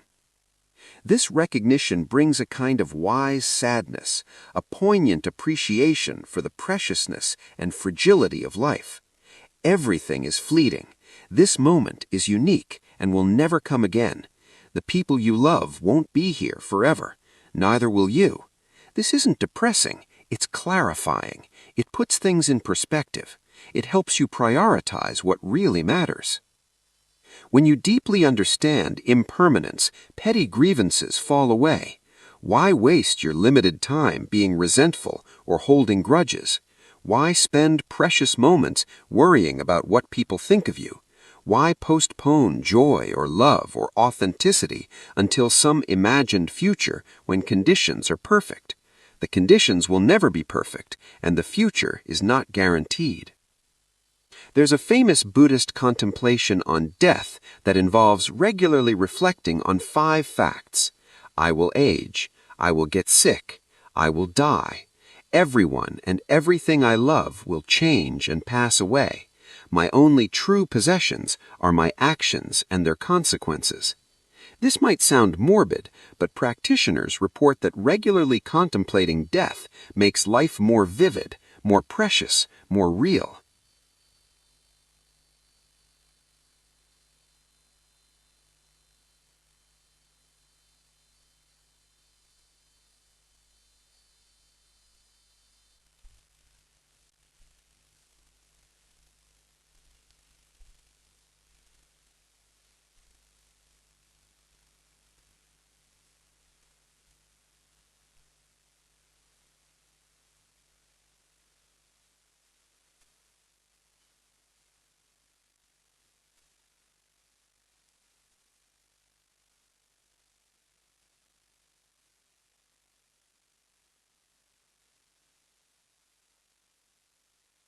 When you remember that your time is limited, you become more present. You stop sleepwalking through your days, assuming you have infinite tomorrows. You express love to people while you can. You pursue what's meaningful to you instead of deferring it indefinitely. You let go of trivial conflicts. You appreciate simple moments, a cup of tea, a sunrise, a conversation, knowing that nothing lasts forever. This doesn't mean you become morbid or fatalistic. It means you become realistic and therefore free to engage fully with life. You're not in denial about death, so death doesn't haunt you unconsciously. You've made peace with change, so change doesn't devastate you. You've released the futile project of trying to make the impermanent permanent, so you can relax and be present for life as it actually is. In practice, working with impermanence means noticing it everywhere. Watch a thought arise in meditation. Where was it before it arose? Watch it exist for a moment. Can you stop it from changing? Watch it dissolve. Where does it go? You can't find any solid, lasting essence to it. It's like trying to grasp water. It flows through your fingers. Do the same with sensations. That itch that felt like it would last forever, it changed, didn't it? That pain that seemed unbearable, it shifted in intensity and quality. That pleasure you wanted to hold on to, it faded on its own. Everything is moving, flowing, dancing. Nothing stays still. You can extend this observation to everything in your life. Your opinions and beliefs, haven't they changed over time? Your personality, aren't you different now than you were 10 years ago? Your body, literally not a single cell in your body is the same as it was 7 years ago. Your relationships, they're constantly evolving, either growing or fading. Your circumstances, they've changed countless times already and will continue to change. When you really see this, not just intellectually but experientially, a profound letting go happens. Not because you stop caring, but because you stop clinging. You can love someone deeply without desperately trying to freeze them in place. You can pursue goals enthusiastically without being crushed if they don't work out. You can enjoy pleasures fully without becoming addicted to them. You can be present for pain without being destroyed by it, knowing it will change. This is what Buddhists call equanimity, not indifference, but a wise, balanced acceptance of the flowing nature of reality.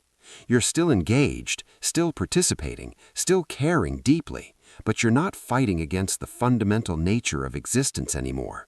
You're surfing the waves rather than trying to stop the ocean. Chapter 10.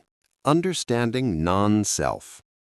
Perhaps the most radical and challenging Buddhist teaching is anatta, or non-self, the insight that there is no permanent, unchanging self or soul at the core of your being. This directly contradicts our most basic assumption about reality, that I exist as a continuous entity experiencing life. Before you dismiss this as philosophical nonsense, consider that this teaching isn't asking you to believe anything. It's inviting you to investigate your direct experience and see what you find. And this investigation is tremendously practical because the belief in a solid, separate self is the root of most suffering. Think about it. Almost all of your psychological suffering involves this sense of self. I'm not good enough. They don't respect me. I need to protect my reputation. I deserve better. Why does this always happen to me? All of these thoughts assume there's a me that's deficient, threatened, deserving, or victimized. But what exactly is this me? Try to find it. Where is the self? Is it in your body? But your body is constantly changing, cells dying and being replaced, matter being exchanged with the environment through breath and food and excretion. The body you had as a child is completely different from the body you have now.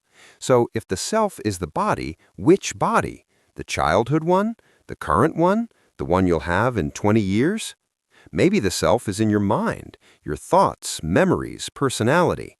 But thoughts are constantly changing, arising, and passing away. Memories are notoriously unreliable and shift over time. Your personality has changed dramatically since childhood and will continue changing. You have contradictory thoughts and feelings all the time. Which one is the real you? The you who wants to eat healthy or the you who wants dessert? The you who wants to meditate or the you who wants to stay in bed? The you who's generous or the you who's self-centered? Maybe the self is your consciousness, the awareness that experiences everything. But even consciousness changes. Sometimes it's sharp and clear. Sometimes it's dull and foggy. It disappears entirely in deep sleep. It's modified by illness, drugs, emotions, and countless other factors. So what is this unchanging self that supposedly owns this changing consciousness? The Buddhist insight is that what we call self is actually a process, not a thing. It's a convenient label we give to a constantly changing stream of physical and mental phenomena. It's like a river. We call it the Mississippi River as if it's a single thing, but really it's just water constantly flowing. The river you see today is made of completely different water than the river you saw yesterday. So what is the river? It's a useful designation for a process, but there's no essential riverness separate from the flowing water. Similarly, you are a useful designation for a process, a stream of physical sensations, perceptions, feelings, thoughts, and consciousness that's continuously changing. There's no essential you-ness separate from this flowing process. This isn't nihilism. It's not saying you don't exist at all. You exist as a conventional reality, a process, a pattern, but you don't exist in the solid, permanent way you've always assumed. Now, why does this matter practically? Because when you believe in a solid self, you spend enormous energy defending and promoting it. You take everything personally. Criticism feels like an attack on your very being. Failure feels like evidence of your inadequacy. Success feels necessary to establish your worth, because worth isn't something selves have, it's something egos crave. Comparison becomes irrelevant because there's no solid you to compare. Even death becomes less frightening because what dies is this body and this particular stream of consciousness, but neither of these was ever the solid, permanent you that you feared losing. This is incredibly liberating. You don't have to spend your life building and defending this fortress of self. You don't have to prove yourself, justify yourself, or promote yourself constantly. You can relax. You can be nobody special, which paradoxically allows your actual gifts and capacities to express themselves more freely, no longer filtered through the distorting lens of self-concern. In meditation practice, you investigate this directly. Watch for any sense of I or me or mine and examine it closely. When you think, my breath, what is this my? When you think, I'm feeling pain, what is this I? When you think, I want this to stop, where is this I that's wanting? You'll find that these thoughts arise automatically, but they don't correspond to any actual solid entity. They're linguistic conventions, stories, habits of mind. And habits can change. You can begin to experience reality more directly without this constant filter of self-reference. This doesn't mean you become a vegetable with no preferences or personality. It means those preferences and that personality are recognized as fluid, conditional phenomena rather than as the essence of a permanent self. You still function, you still have a name, a biography, a role in society, but you're not as tightly identified with these things. They're like clothes you're wearing rather than who you fundamentally are. There's a Buddhist teaching about 3 levels of understanding non-self. First, you understand it intellectually. It makes logical sense. Second, you glimpse it in meditation, moments where the sense of solid self temporarily dissolves and there's just experience happening without an experiencer. And third, you realize it deeply. It becomes your lived understanding, changing how you relate to everything. Even glimpses of the second level are transformative. In deep meditation, the constructed nature of the self sometimes becomes obvious. There's seeing, but no seer. There's hearing, but no hearer. There's thinking, but no thinker. It's all just happening, an impersonal process of experience arising and passing away. These glimpses can be disorienting at first, but they're deeply peaceful. When the self drops away, so does self-concern, and in that absence there's tremendous ease and freedom. Some people worry that understanding non-self will make you passive or caring. If there's no self, why bother with anything? But this misses the point. The absence of a solid self doesn't mean nothing matters. It means you're freed from the narrow, anxious self-concern that prevents you from caring more fully and widely. When you're not so busy defending and promoting me, you have more energy and attention available to engaging with life, helping others, and pursuing what's meaningful. In fact, many people report that glimpsing non-self makes them more compassionate, not less. When you see that this sense of separate self is a construction, you recognize that everyone else is in the same boat. We're all processes, all flowing, all constructed, all without solid ground. This recognition of shared groundlessness creates natural compassion and connection. Chapter 11. Integrating Practice into Daily Life. The ultimate test of mind training isn't how peaceful you feel on the meditation cushion, but how you relate to your actual life, your relationships, your work, your challenges, your joys and sorrows. The practice must be lived, not just performed. Integration begins with bringing mindful awareness to everyday activities. You've been training attention and presence in formal meditation. Now you apply that same quality of attention to washing dishes, brushing your teeth, walking to your car, eating your lunch. These mundane activities become opportunities for practice. When you're washing dishes, actually wash dishes. Feel the temperature of the water.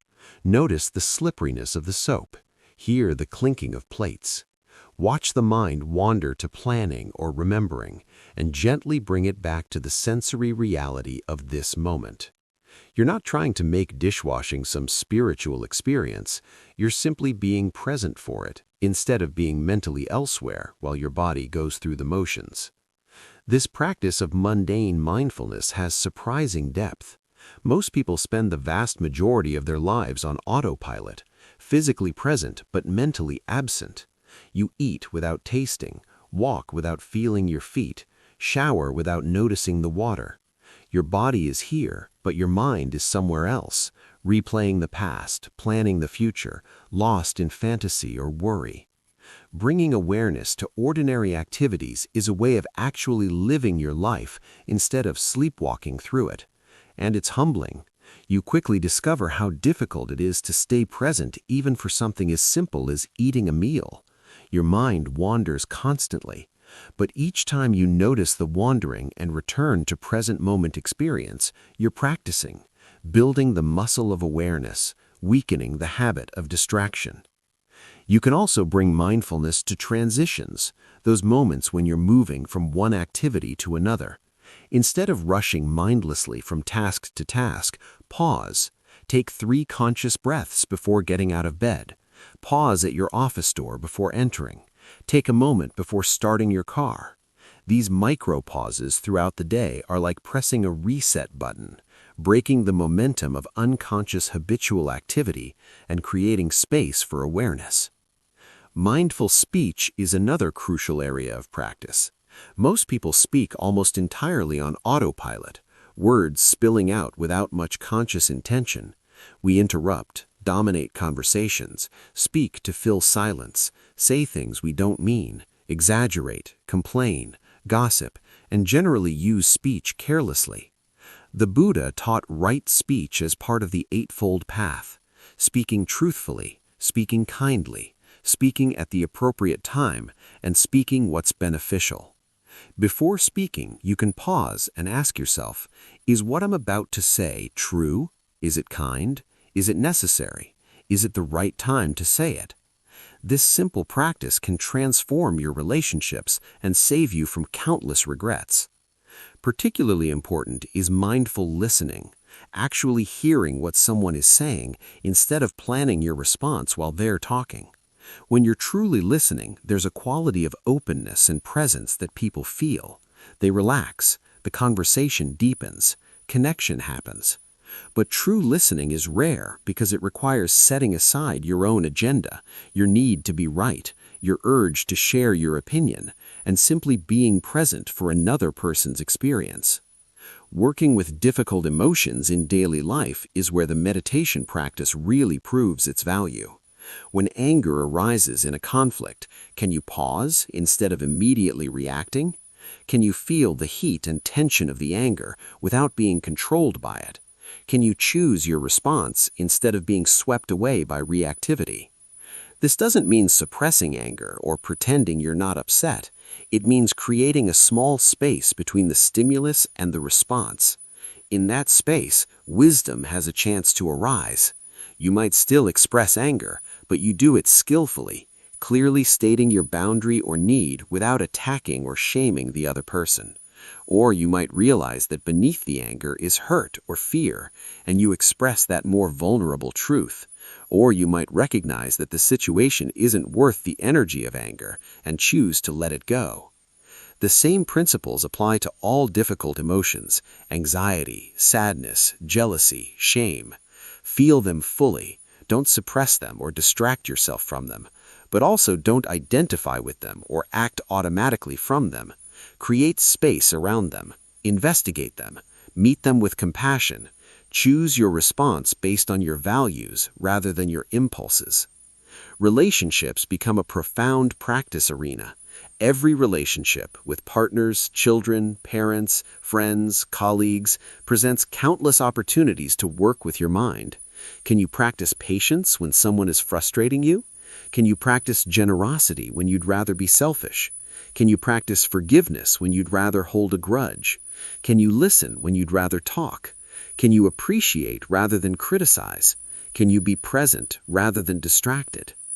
One powerful practice is taking full responsibility for your experience in relationships. This doesn't mean accepting mistreatment or blaming yourself for everything. It means recognizing that your suffering in relationships almost always involves your reactions, expectations, and interpretations, at least as much as it involves the other person's behavior. Someone says something that upsets you. They said what they said. That's their part. But your interpretation of what they meant, your emotional reaction, your story about what it says about you or them, your rumination on it for the next 3 hours, that's your part. You can't always control what others do, but you can work with your own mind's response. This is empowering because it means you're not a victim of others' behavior. Even in difficult situations, you have agency over your internal experience. You can't make your partner be different, but you can work with your own expectations, judgments, and reactivity. You can't control whether your colleague is irritating, but you can work with your irritation. Work becomes practice when you bring mindfulness and intention to it. Can you work with focus instead of constant distraction? Can you do one thing at a time instead of multitasking ineffectively? Can you bring a spirit of service to your work, thinking about how it benefits others rather than just seeing it as something you have to get through for a paycheck? Can you work with integrity, doing your best even when no one's watching? Even difficult experiences at work become opportunities for practice. A challenging project is a chance to work with frustration and doubt. A conflict with a coworker is an opportunity to practice clear communication and boundary setting. Failure is a chance to practice resilience and self-compassion. Success is an opportunity to practice gratitude and avoid arrogance. Physical exercise and health can also be incorporated into practice. When you're exercising, can you be present in your body instead of lost in thought or distraction? Can you find the balance between effort and ease, pushing yourself appropriately without creating injury or burnout? Can you work with discomfort, the burning muscles, the breathlessness, with the same equanimity you're cultivating in meditation? Eating is a rich area for practice. Can you eat when you're hungry and stop when you're full, rather than eating based on emotions or habits? Can you actually taste your food instead of eating while watching TV or scrolling your phone? Can you notice the impulse to reach for food when you're bored or stressed and choose to feel the emotion directly instead of numbing it with eating? Rest and sleep become part of practice too. Can you allow yourself to rest without guilt? Can you go to bed at a reasonable hour instead of staying up doom scrolling? Can you create conditions for good sleep? A dark, quiet, cool room, a regular schedule, no screens before bed. Can you work with insomnia mindfully if it arises, staying with the discomfort instead of fighting it or catastrophizing about it? Even pleasure and enjoyment can be mindful. You don't need to give up things you enjoy. In fact, when you're truly present for them, they become more enjoyable. The difference is between clinging to pleasure, chasing it compulsively, being unable to be happy without it, versus simply enjoying it fully when it's present and letting it go when it passes. Chapter 12. The Long Path. Patience and Persistence. Controlling your mind is not a quick fix. It's not a life hack or a productivity technique you implement for a week and then move on from. It's a complete retraining of your most ingrained habits, the work of a lifetime. This is important to understand because our culture constantly promises quick results. Lose 20 pounds in 2 weeks, make $1 million in 6 months, find your soulmate in 30 days. We've been conditioned to expect rapid transformation with minimal effort. And when meditation doesn't deliver instant enlightenment or even reliable calm within a few sessions, people get discouraged and quit. But real change, deep, lasting transformation, takes time. You're not just learning a new skill, you're rewiring neural pathways that have been reinforced thousands of times. You're unlearning habits that have been with you since childhood.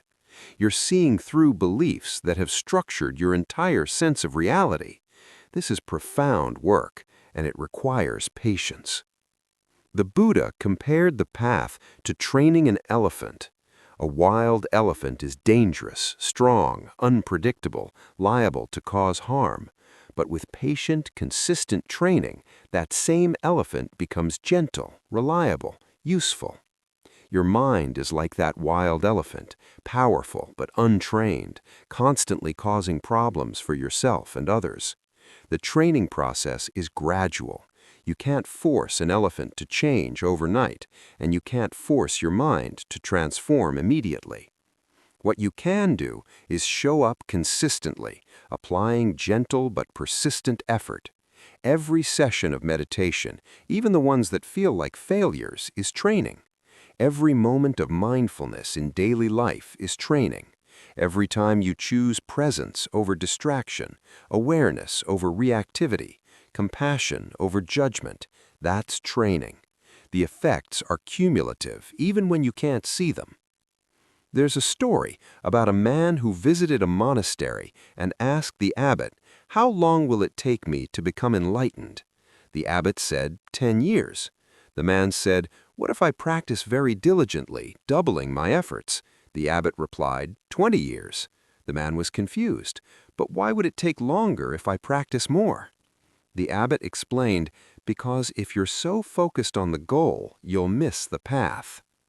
This story points to an important paradox. You need strong intention and commitment, but you also need to let go of attachment to results. You practice wholeheartedly, but you don't cling desperately to achieving some particular outcome. You do the work without obsessing over whether it's working. This is difficult because we're so goal-oriented. We want to measure progress, to know that we're getting somewhere. And there are signs of progress you can notice.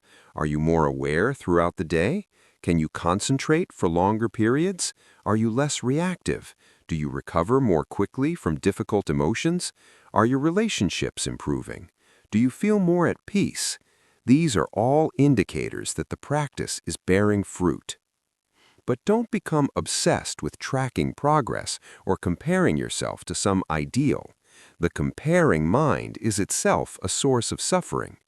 You're exactly where you are in this moment, and that's the only place you can practice from. Accept yourself as you are right now, while also committing to growth and development. This paradoxical combination, complete self-acceptance plus genuine commitment to change, is the heart of the practice. You'll have setbacks. There will be periods when your practice feels stale or when you seem to be going backward rather than forward. You might go through a phase where you're more anxious or irritable, not less. This is normal. Often, increased discomfort is actually a sign of progress. You're becoming more aware of patterns that were always there, but that you were previously ignoring. The traditional Buddhist path describes various stages of development, but these aren't necessarily linear or clearly demarcated. You might have profound insights one day and feel like a beginner the next. You might make rapid progress in some areas while remaining stuck in others. The mind is complex, and its transformation is not a simple, predictable process. What sustains you through the inevitable difficulties is remembering your aspiration, your deepest reason for practicing. Connect with this regularly. Why are you doing this work? What is your heart's deepest longing? Let this aspiration nourish and motivate you, especially during dry periods when practice feels mechanical or pointless. It's also crucial to have realistic expectations. Meditation won't solve all your problems. It won't eliminate all painful emotions or challenging thoughts. What it does is change your relationship to these experiences so that they don't control you or define you. You still have challenges, but you face them with more clarity, resilience, and wisdom. Some people expect meditation to make them permanently blissful, perpetually calm, always happy. This is a misunderstanding. The goal isn't to eliminate all unpleasant experiences. That would be impossible. The goal is to be free, present, and awake for whatever life brings. You'll still feel sadness when sad things happen. You'll still feel anger when you witness injustice. You'll still experience physical pain. But these experiences don't overwhelm you or consume your identity. They're part of the rich texture of being human, and you can meet them with presence and equanimity. Another sustaining factor is community. The Buddha spoke of the Sangha, the community of practitioners, as one of the three precious refuges, along with the Buddha, the ideal of awakening, and the Dharma, the teachings. Practicing with others provides support, inspiration, and accountability. You realize you're not alone in your struggles. You learn from others' insights and experiences. You're held in a collective commitment to awakening. If you don't have access to a local meditation community, online sanghas can provide similar benefits. There are countless meditation groups, forums, and courses available online. Finding even one practice partner, someone you check in with regularly about your practice, can make a huge difference. It's also valuable to study the teachings. While direct experience is primary, understanding the conceptual framework helps you make sense of what you're experiencing and guides your practice. Read books by respected teachers, listen to Dharma talks, study the suttas, the recorded teachings of the Buddha. Let the wisdom of those who've walked this path before you illuminate your own journey. But balance study with practice. Some people become Dharma scholars, able to discuss Buddhist philosophy eloquently while never actually meditating. Others practice intensively, but lack the conceptual understanding to make sense of their experiences. The ideal is to integrate both. Let study inform your practice, and let practice give life to the concepts you're studying. Also, remember that this path isn't about becoming someone else. You're not trying to turn yourself into some idealized, super-spiritual person who never has negative thoughts or difficult emotions. You're simply becoming more yourself, more authentic, more present, more awake. The layers of conditioning, defensiveness, and habitual reactivity fall away, revealing the natural clarity and compassion that were always there. There's a beautiful teaching about effortless effort. You work diligently at the practice, but with a light touch, without grim determination or harsh self-criticism. It's like tending a garden. You plant seeds, water them, remove weeds, provide appropriate conditions. But you don't stand over the seeds yelling at them to grow faster. You trust the natural process while also doing your part. The same is true with mind training. You do your part, showing up, practicing, applying effort, and you trust the natural unfolding of transformation. Patience doesn't mean passivity. It means understanding that growth happens at its own pace and that forcing produces tension, not progress. It means being willing to start where you are, however messy or imperfect that is, and work from there. It means not comparing your beginning to someone else's middle or end. One of my teachers used to say, "The practice works whether you believe in it or not." Keep practicing, even through doubt, even when it feels pointless, even when you can't see results. The cumulative effect of consistent practice over time is profound, even if any single session seems insignificant. Every drop eventually fills the bucket. Every step eventually covers the distance. Chapter 13. Common Obstacles and How to Navigate Them. On the path of mind training, certain obstacles appear so consistently that the Buddha specifically identified and addressed them. Recognizing these obstacles when they arise and knowing how to work with them skillfully can save you years of unnecessary struggle. The obstacle of doubt. We touched on doubt as a hindrance earlier, but it's worth exploring more deeply because it's one of the most common reasons people abandon practice. Doubt comes in many forms. Doubt about the teachings. Does this really work? Doubt about the teacher. Is this person qualified? Doubt about the method. Am I doing this right? And doubt about yourself. I'm not capable of this. The antidote is twofold.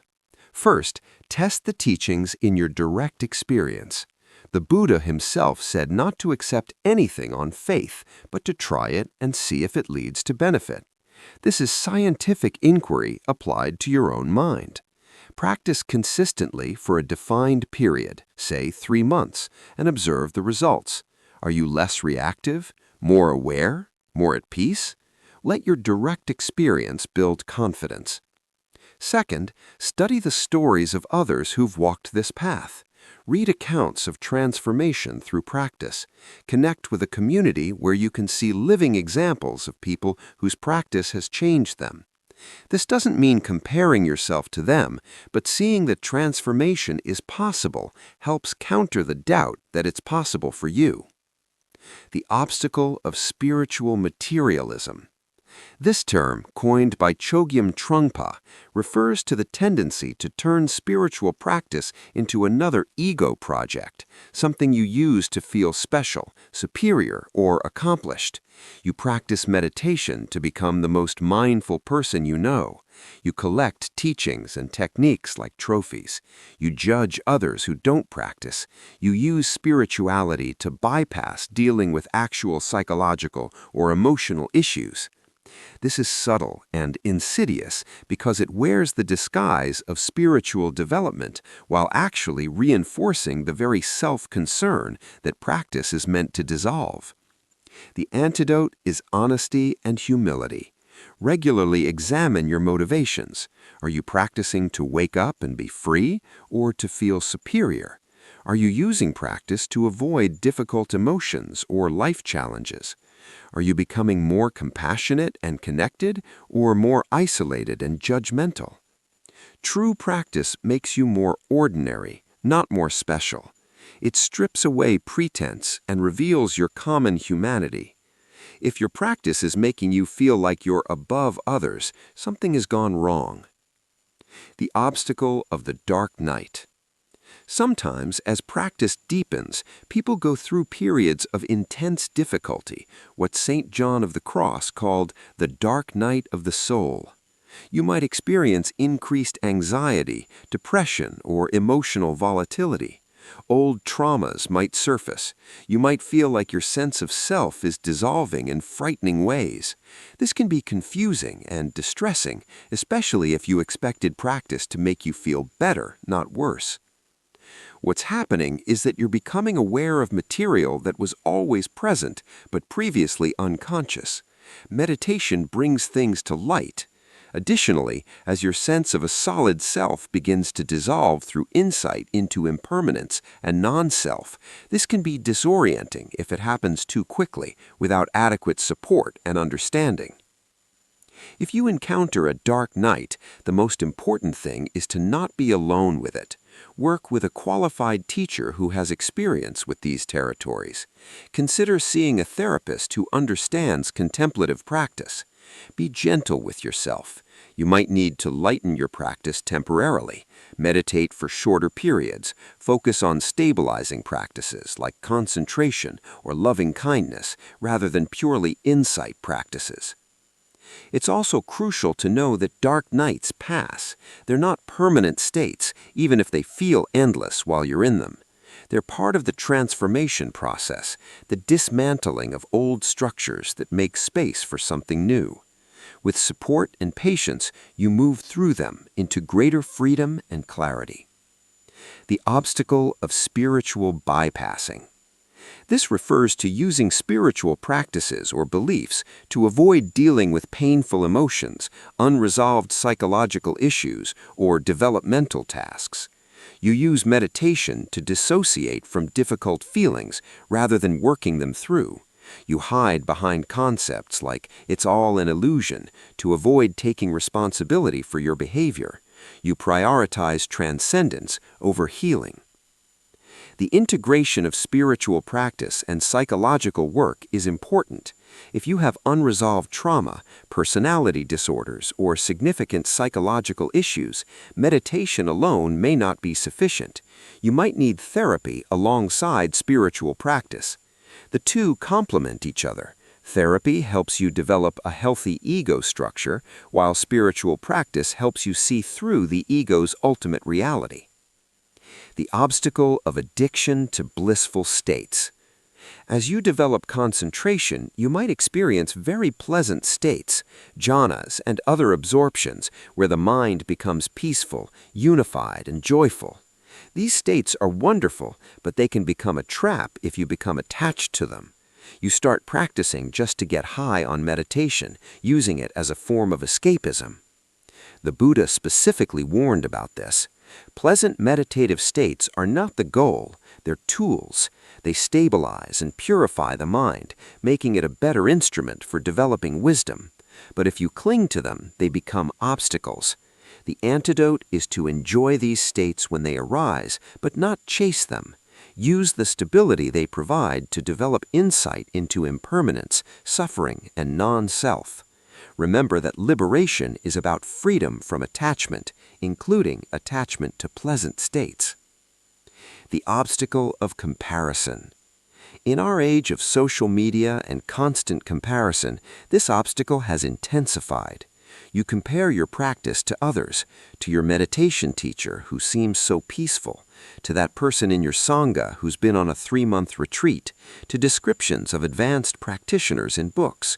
You conclude you're not enough, not making enough progress, maybe not even capable of real transformation. This comparison is poison to practice. Everyone's journey is unique. Everyone has different starting points, different conditioning, different challenges, different rates of progress. Your practice is yours alone. Your experiences in meditation, however ordinary or mundane they seem, are your path. The antidote is to focus on your own direct experience and your own unfolding. Notice when comparison arises and recognize it as just another form of suffering-producing thought. Return to simply being present with your actual experience, whatever it is. The obstacle of rigidity. Some people approach practice with such seriousness and rigidity that it becomes joyless and oppressive. They beat themselves up for missing a meditation session. They have elaborate rules about how practice should be done. They turn the path to freedom into another prison of shoulds and shouldn'ts. While discipline and consistency are important, rigidity is different. Rigidity is harsh, perfectionistic, and fear-based. It lacks kindness and flexibility. The antidote is to bring a sense of playfulness, curiosity, and lightness to practice. Yes, you're committed. Yes, you show up consistently, but you also hold it all lightly, with humor about your humanity and forgiveness for your imperfections. The Buddha spoke of the middle way, not too tight, not too loose.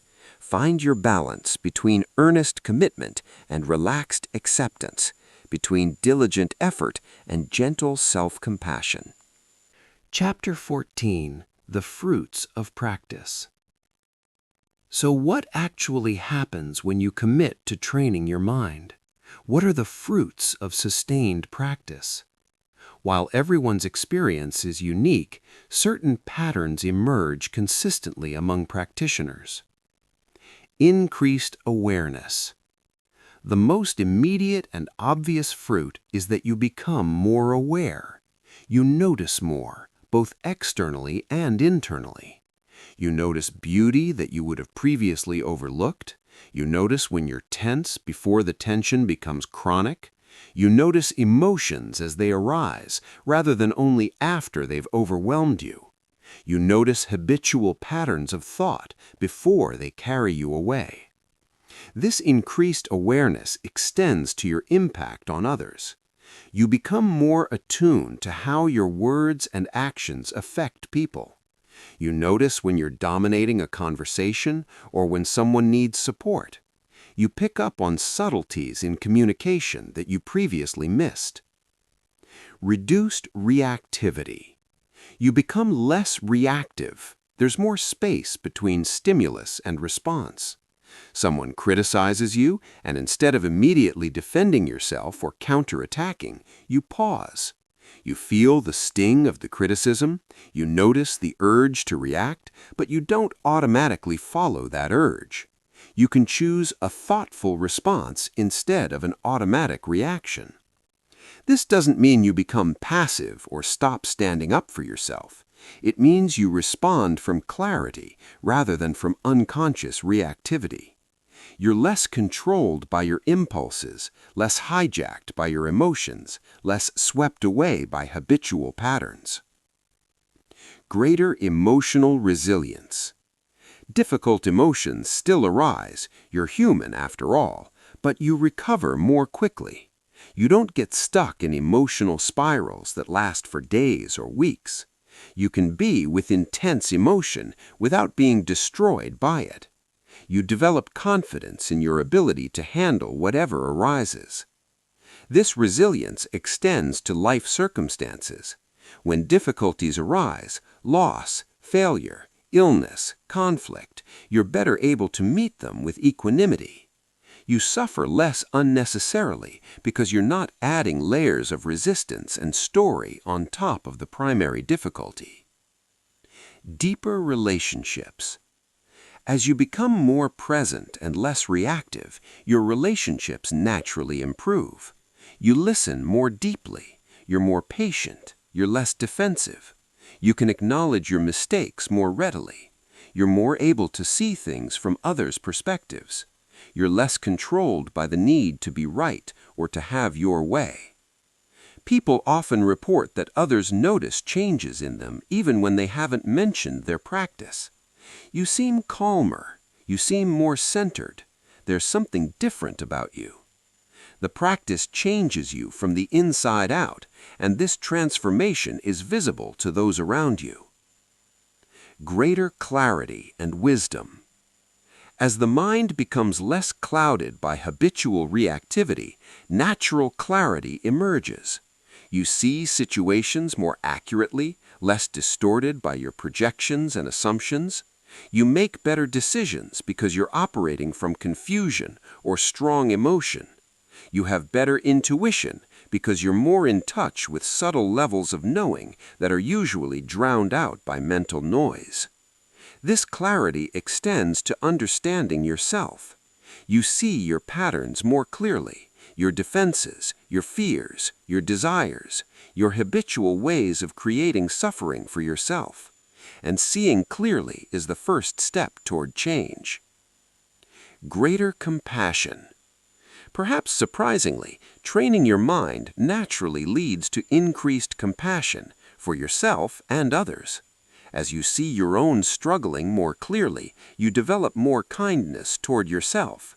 As you see that everyone is struggling with their version of an untrained mind, you develop more compassion for others. You recognize that everyone wants to be happy and avoid suffering, just like you. Everyone is doing the best they can with the level of awareness and resources they have. When people act unskillfully, you can see it as a product of confusion, rather than as evidence of their fundamental badness. This doesn't mean you accept harmful behavior, but you can respond to it with wisdom and firmness rather than with hatred. Moments of peace and freedom.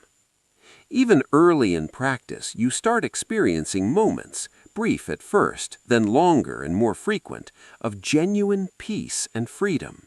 Moments where the incessant mental chatter quiets. Moments where you're fully present and there's nothing lacking in the experience. Moments where the sense of separation dissolves and you feel connected to everything.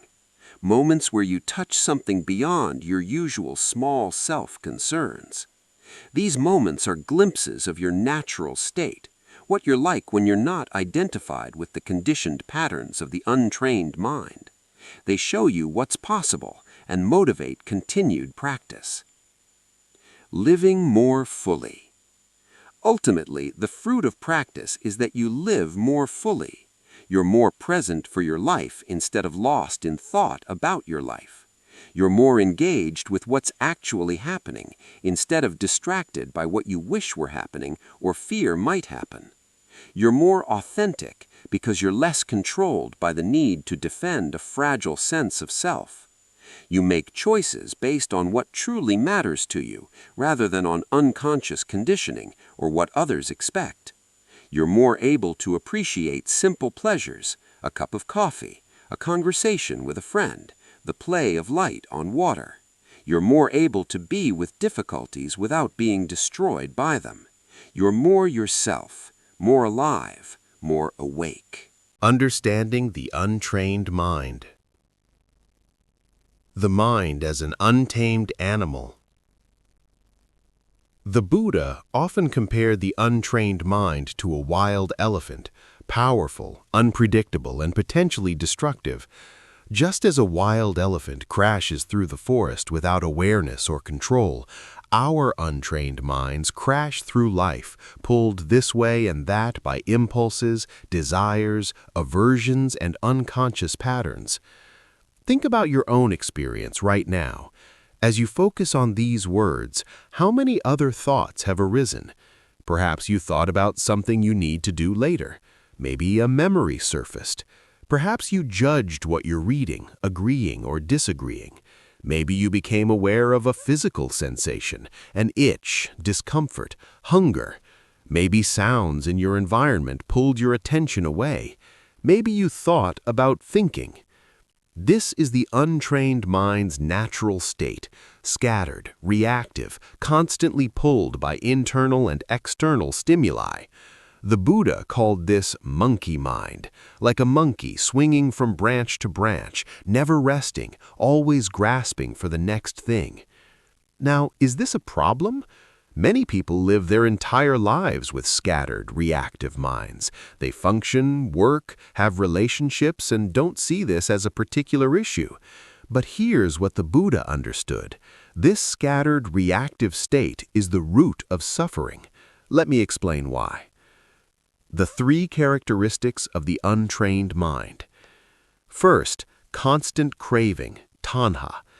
The untrained mind is never satisfied. It constantly reaches for pleasant experiences and pushes away unpleasant ones. When you have something pleasurable, the mind wants more. When something ends, the mind grieves. When something unpleasant arises, the mind resists and struggles.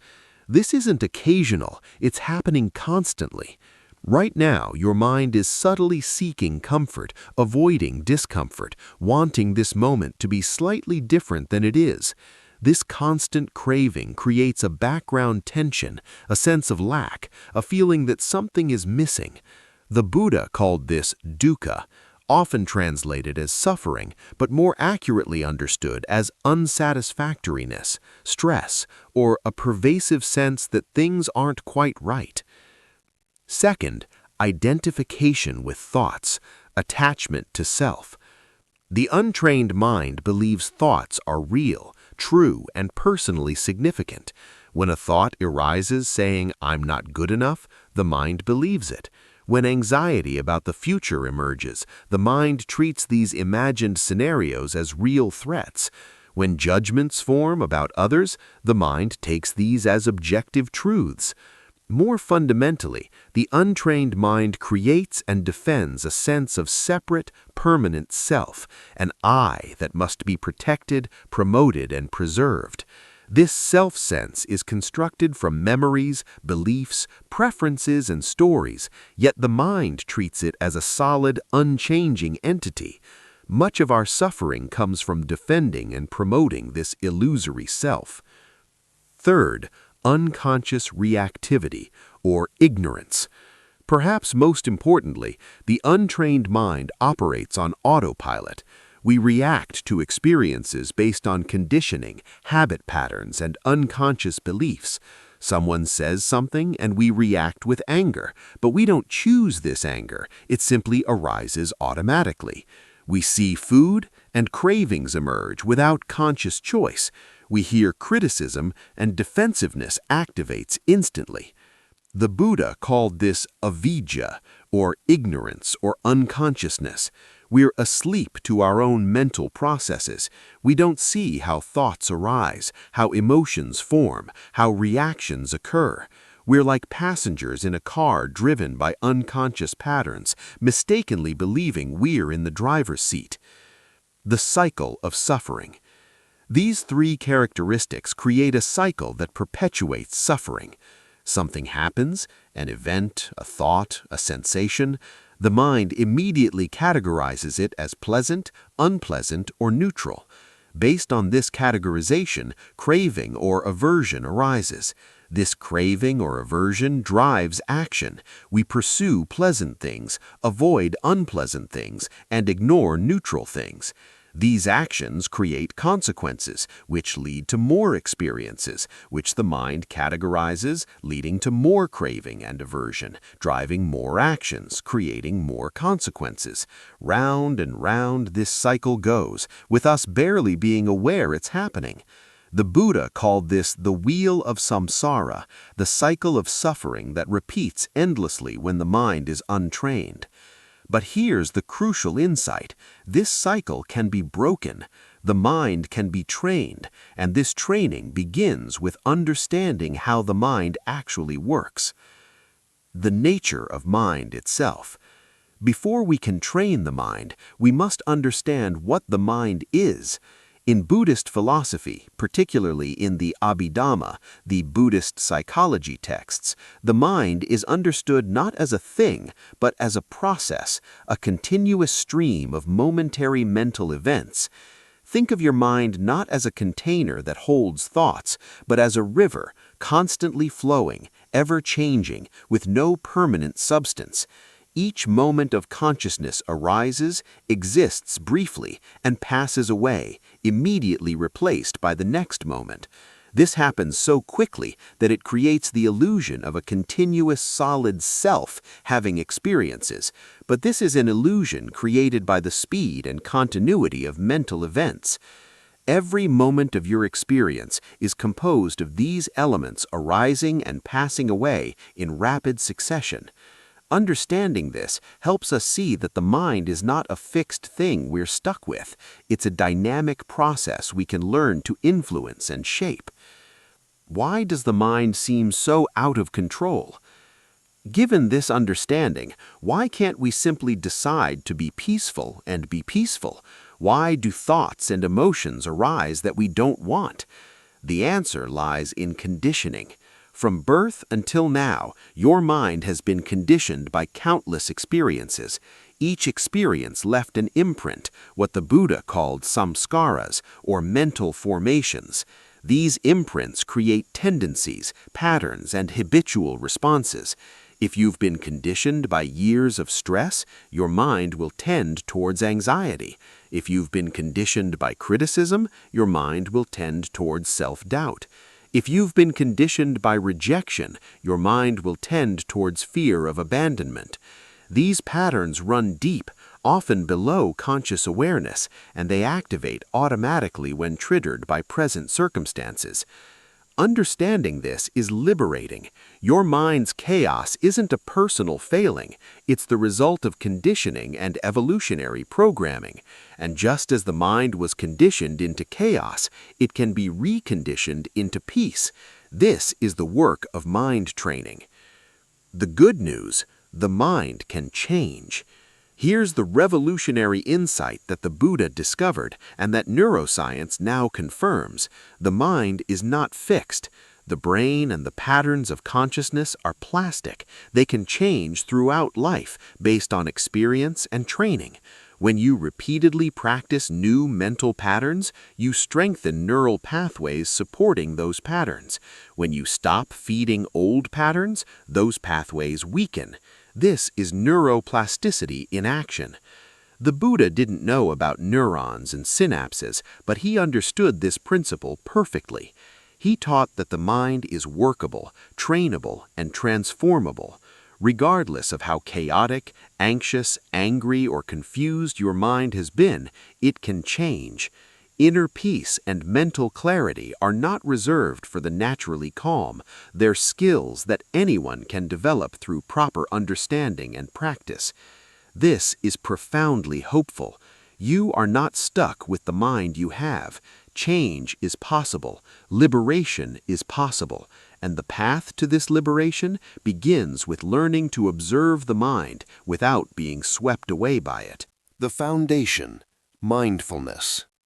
What is mindfulness really? The word mindfulness has become popular in recent years, often reduced to a stress reduction technique or a way to improve productivity. But in Buddhist teaching, mindfulness is something far more profound and transformative. The Pali word is sati, which means awareness, attention, or remembering. Specifically, it means maintaining continuous awareness of present moment experience with clear comprehension and without judgment. Let's break this down. Present moment awareness. Mindfulness means knowing what is happening while it's happening. Most of the time, we're not present. We're thinking about the past or future, lost in fantasies or worries, running on autopilot. Mindfulness brings us back to now, the only moment we actually live in. Clear comprehension. This means seeing clearly what is actually occurring, not what we imagine or assume is occurring. It means distinguishing between direct experience and the stories we tell about experience. Without judgment. This doesn't mean we lose our capacity to discern or evaluate. It means we observe experience without immediately categorizing it as good, bad, right or wrong, wanted or unwanted. We see what is before reacting to it. Why is this important? Because most suffering arises not from experiences themselves, but from our reactions to experiences. Mindfulness creates a space between stimulus and response, a gap in which we can choose how to respond rather than automatically reacting. The Satipatthana, Four Foundations of Mindfulness. The Buddha gave a detailed discourse called the Satipatthana Sutta, outlining 4 domains in which to establish mindfulness. These 4 foundations are the complete framework for understanding and training the mind. First foundation, mindfulness of the body, kayanupassana.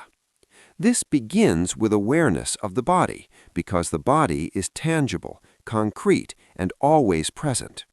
The body grounds us in the here and now. The practice starts with the breath. The Buddha instructed, breathing in long, one knows I am breathing in long. Breathing in short, one knows I am breathing in short.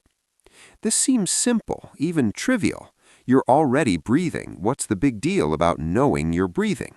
But this simple practice is revolutionary because it begins to break the hypnosis of unconscious mental activity. Try it now. Take a few breaths and simply know that you're breathing.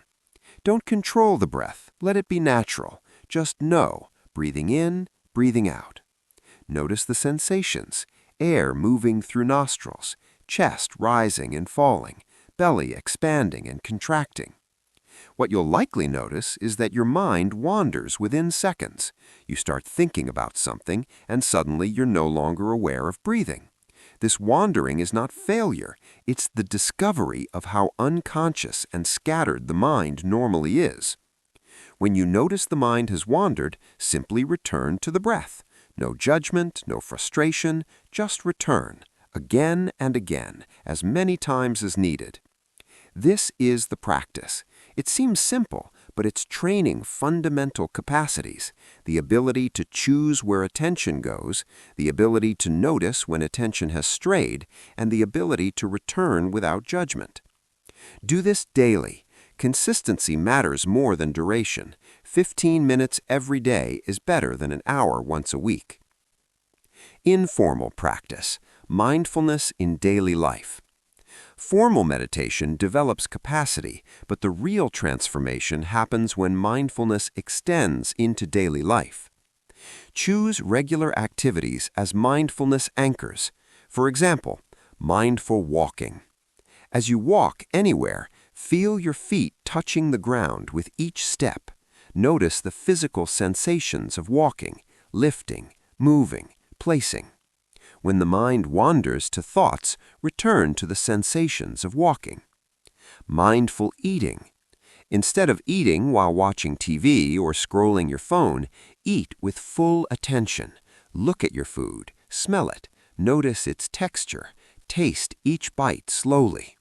This transforms eating from unconscious habit to conscious experience.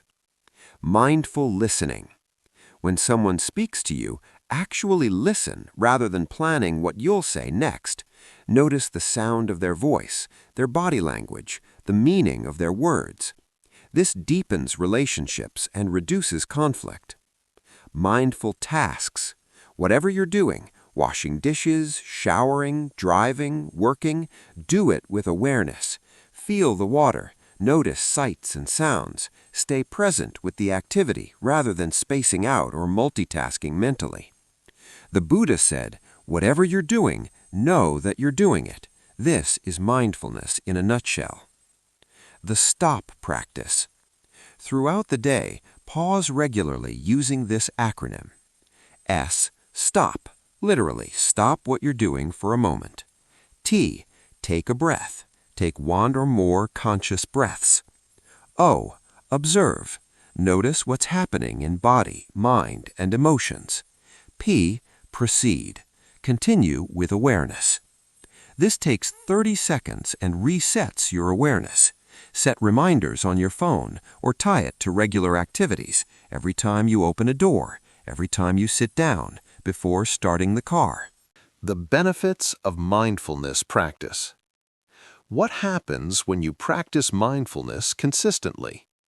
Both ancient texts and modern research point to profound benefits. Reduced reactivity. You respond to situations rather than reacting automatically. A space opens between trigger and response, allowing wiser choices. Emotional regulation. Difficult emotions don't overwhelm you.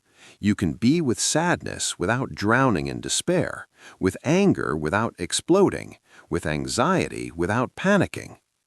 Decreased rumination. The mind spends less time rehashing the past and worrying about the future. You're more present with what is. Enhanced focus. Your ability to concentrate improves. Your mind is less scattered, more able to stay with chosen tasks.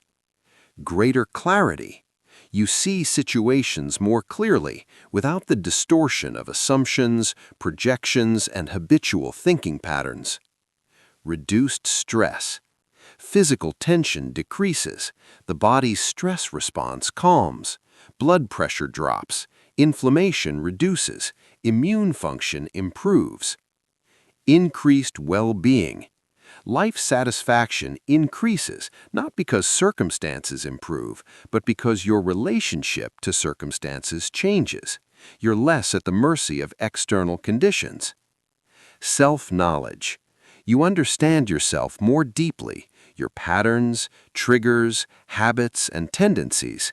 This self-knowledge is the foundation of all change. These aren't just claims, they're outcomes verified by thousands of practitioners over millennia and now confirmed by scientific studies. Mindfulness is not a quick fix or magical cure, but a gradual training that fundamentally transforms your relationship with your own mind. Concentration, the power of focused mind. While mindfulness develops awareness, concentration develops the mind's power to remain stable and focused.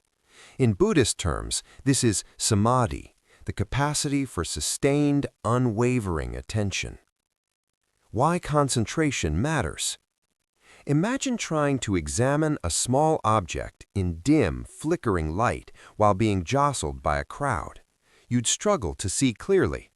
Now imagine examining the same object in bright, steady light while standing firmly on solid ground. The difference is obvious. The untrained mind is like dim, flickering light, weak, unstable, constantly moving. Concentration is like steady, bright light, strong, stable, unwavering. With a concentrated mind, you can examine experience clearly, penetrate surface appearances, and see deep truths. The Buddha used another metaphor. Concentration is like a sharp axe. A dull axe requires much effort and produces little result.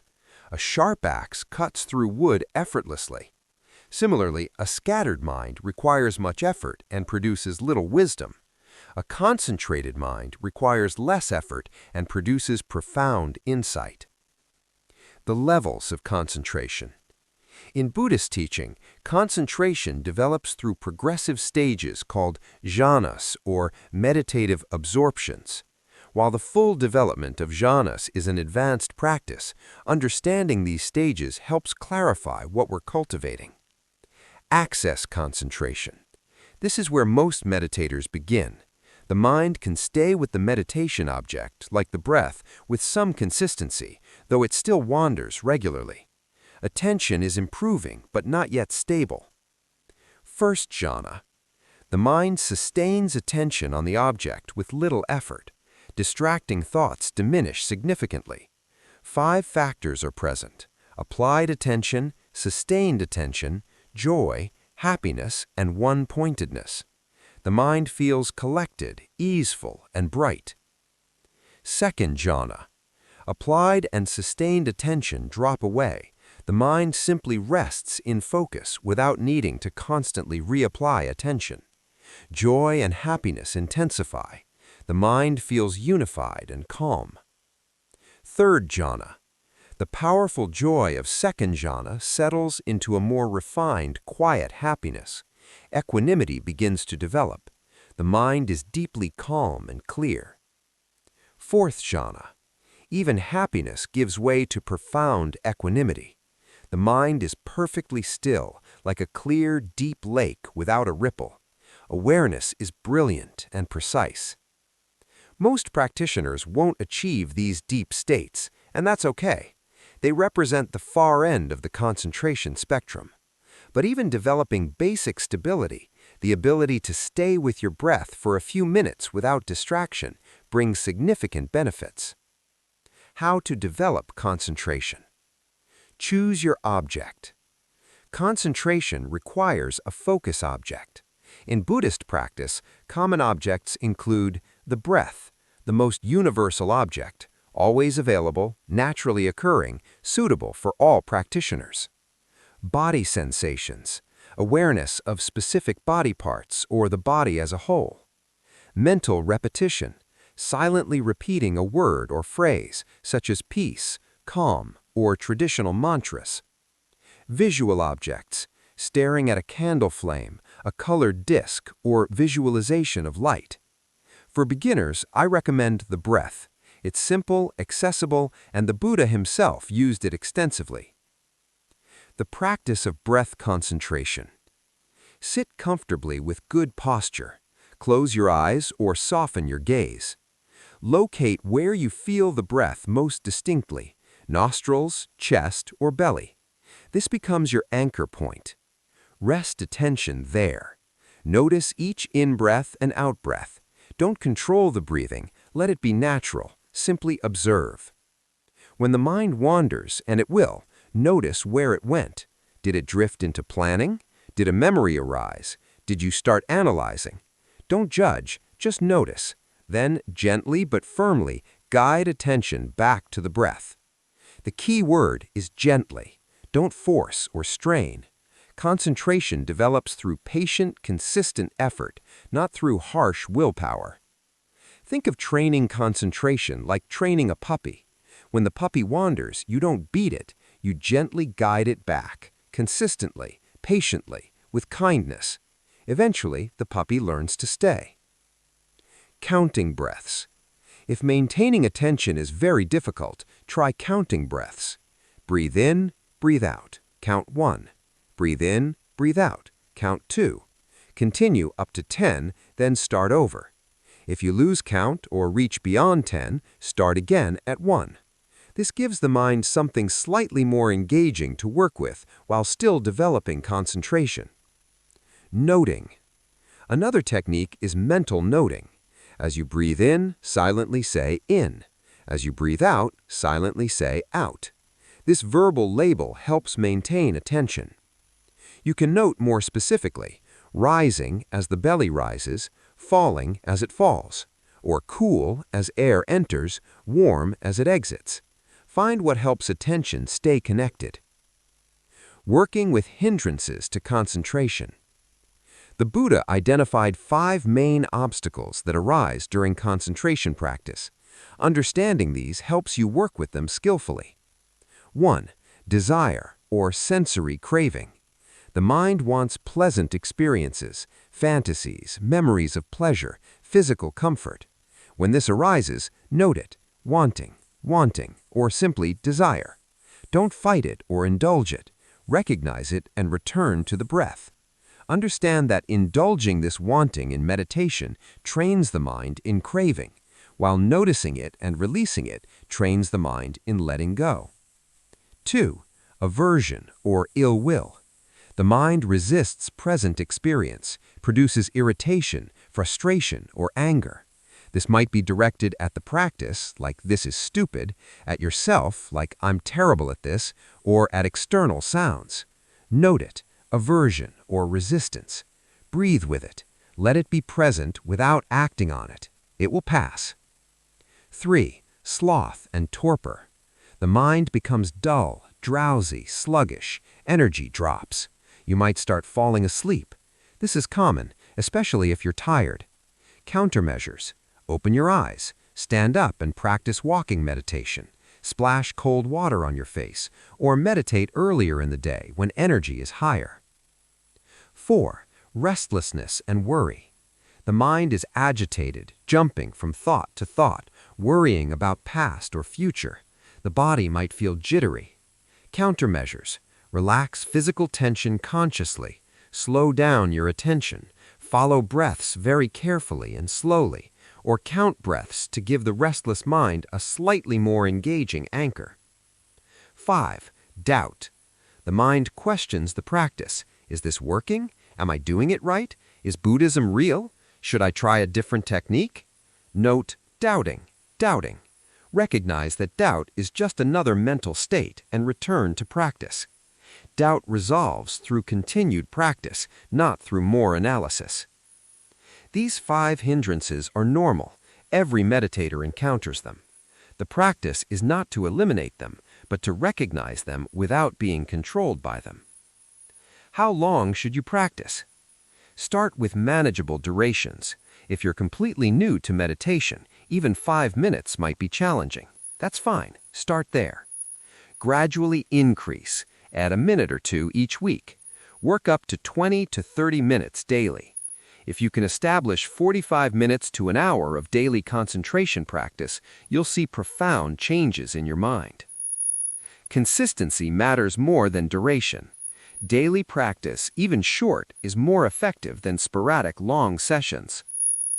Signs of developing concentration. As concentration develops, you'll notice longer periods between distractions, quicker recognition when the mind has wandered, easier and more effortless return to the object, growing sense of calm and ease during practice, physical relaxation, tension releasing from the body, pleasant feelings, subtle joy, contentment, peace, time seeming to pass quickly or strangely, increased clarity and brightness of awareness. These are positive signs, but don't get attached to them. They come and go. Just continue practicing. Concentration in daily life. While formal practice is essential, concentration can be practiced throughout the day. Single tasking. Do one thing with full attention. When eating, just eat. When walking, just walk. When talking to someone, just listen. Resist the modern habit of multitasking. Completing tasks finish what you start before beginning something else. This trains follow-through and sustained attention. Limiting distractions. Reduce your exposure to fragmented media, constant social media checking, news scrolling, video jumping. These train your mind in distraction. Engaging deeply. Choose activities that require sustained focus, like reading a book, not articles, practicing an instrument. Wisdom, seeing things as they really are. Mindfulness and concentration are tools, but wisdom is the destination.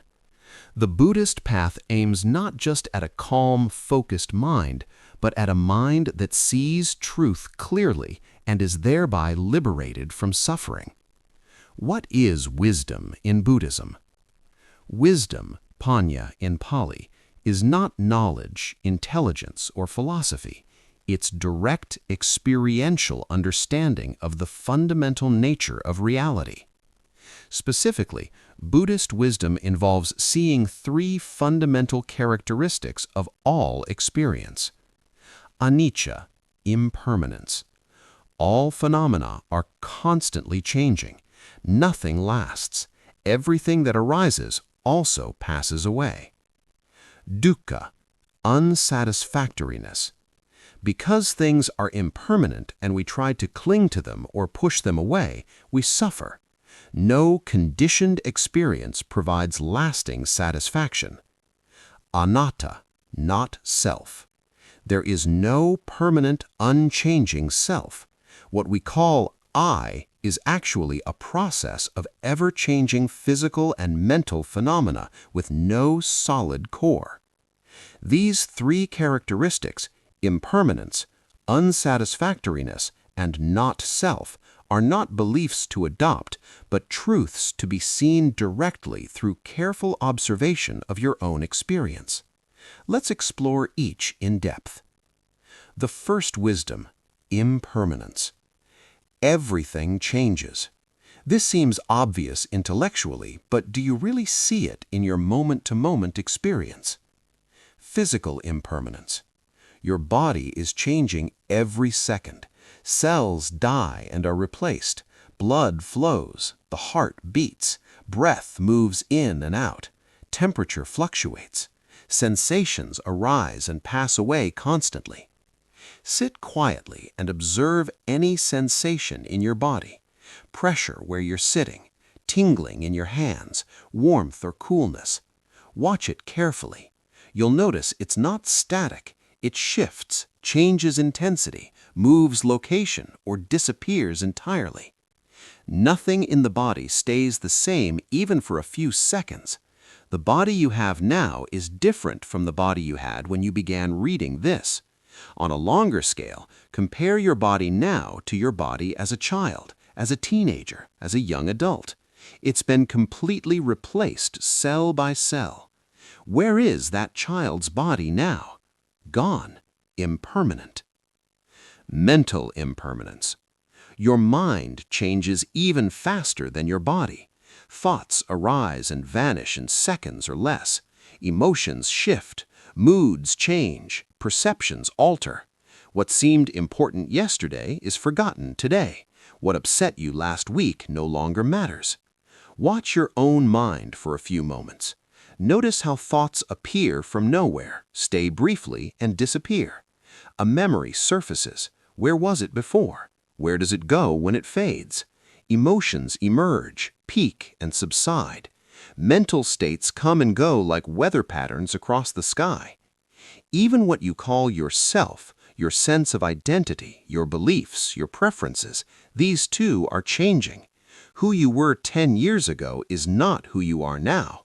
Your opinions have changed. Your values have evolved. Your interests have shifted. The you take as permanent is actually a constantly changing process. Practical application. Why does seeing impermanence matter? Because so much suffering comes from trying to make the impermanent permanent. We cling to youth, but the body ages. We grasp at pleasure, but pleasant feelings pass. We resist pain, but aversion doesn't stop pain. It adds suffering to pain. When you deeply see impermanence, something remarkable happens. You start to let go.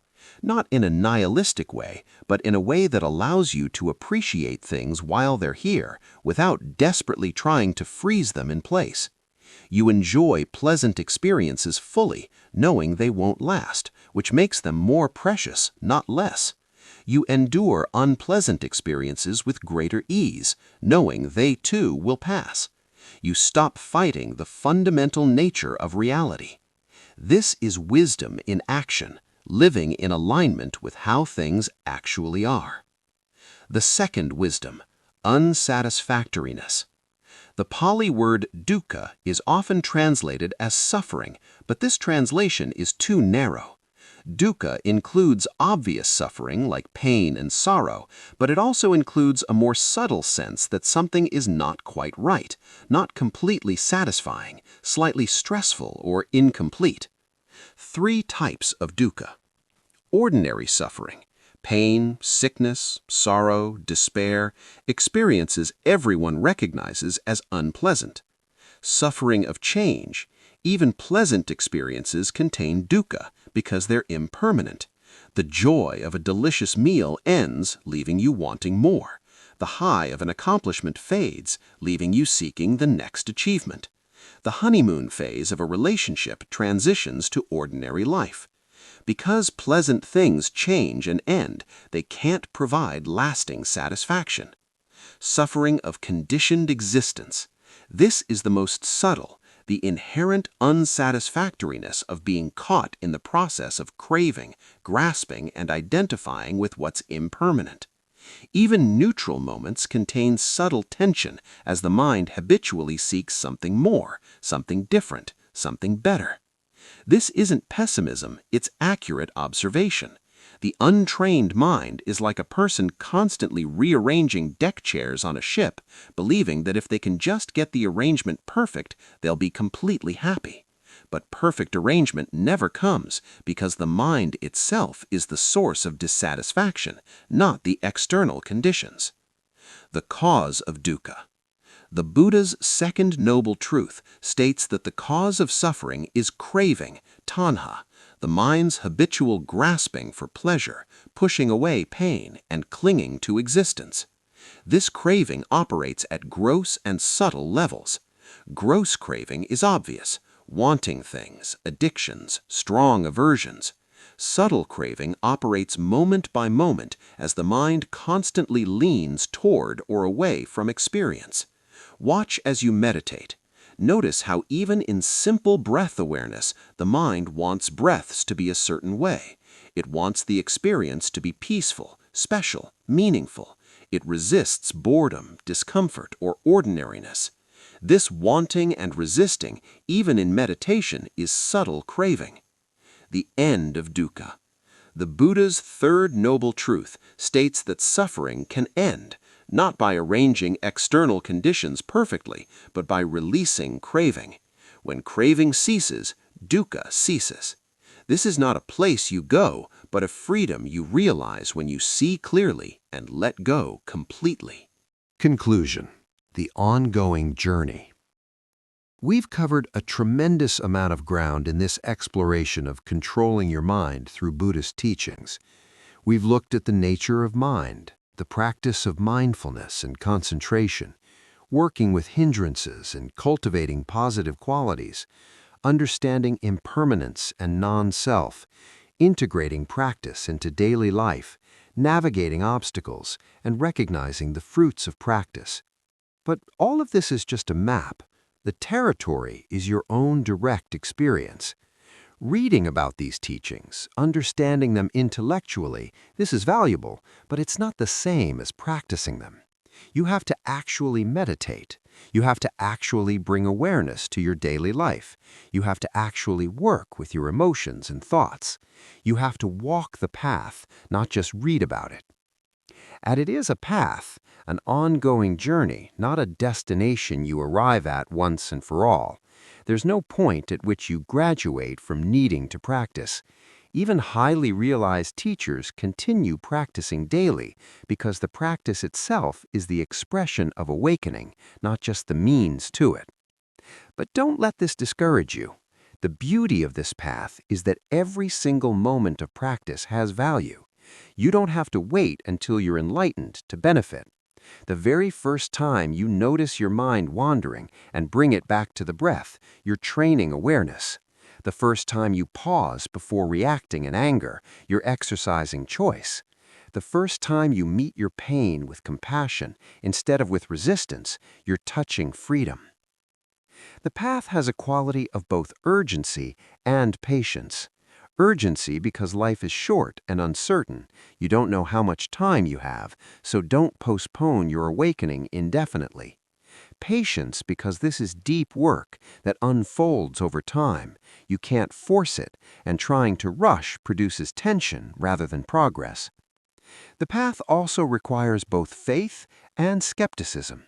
Faith to commit to the practice even when you can't yet see all the results, to trust in the teachings and in your own capacity for awakening. Skepticism to test everything against your direct experience, to not blindly accept anything, to remain intelligent and discerning. Most importantly, remember that you're not alone on this journey. Countless beings before you have walked this path and found freedom.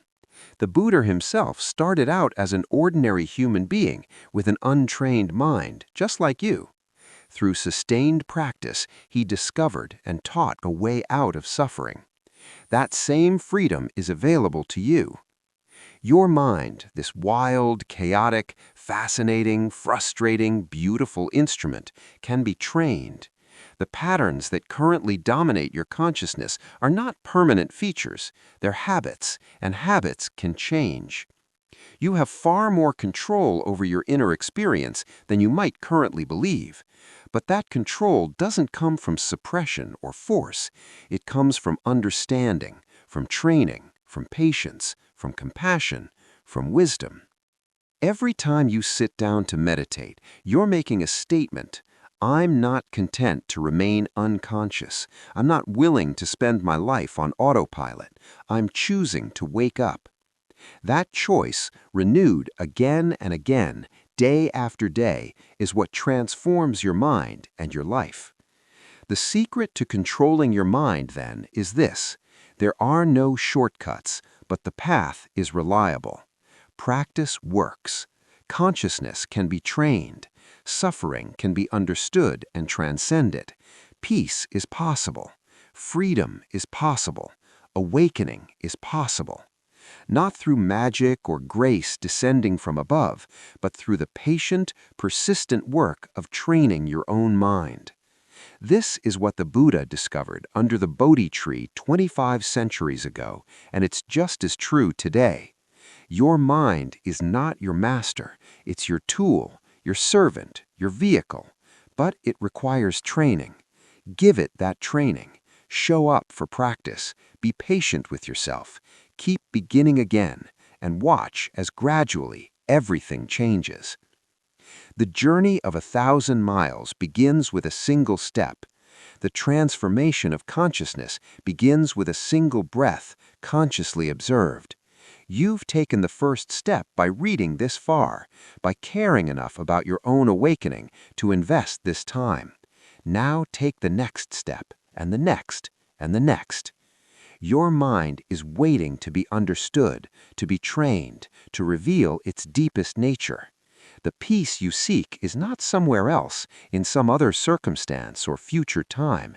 It's here, available in this very moment, when you bring awareness to your direct experience with wisdom and compassion. Begin now. The present moment is the only time you can practice. The present moment is the only time you can be free. May your practice be deep and sustained. May you discover the peace that surpasses understanding. May you awaken to your true nature. And may all beings everywhere be free from suffering and discover lasting happiness. The path is waiting. The moment is now. Your mind is ready to be trained.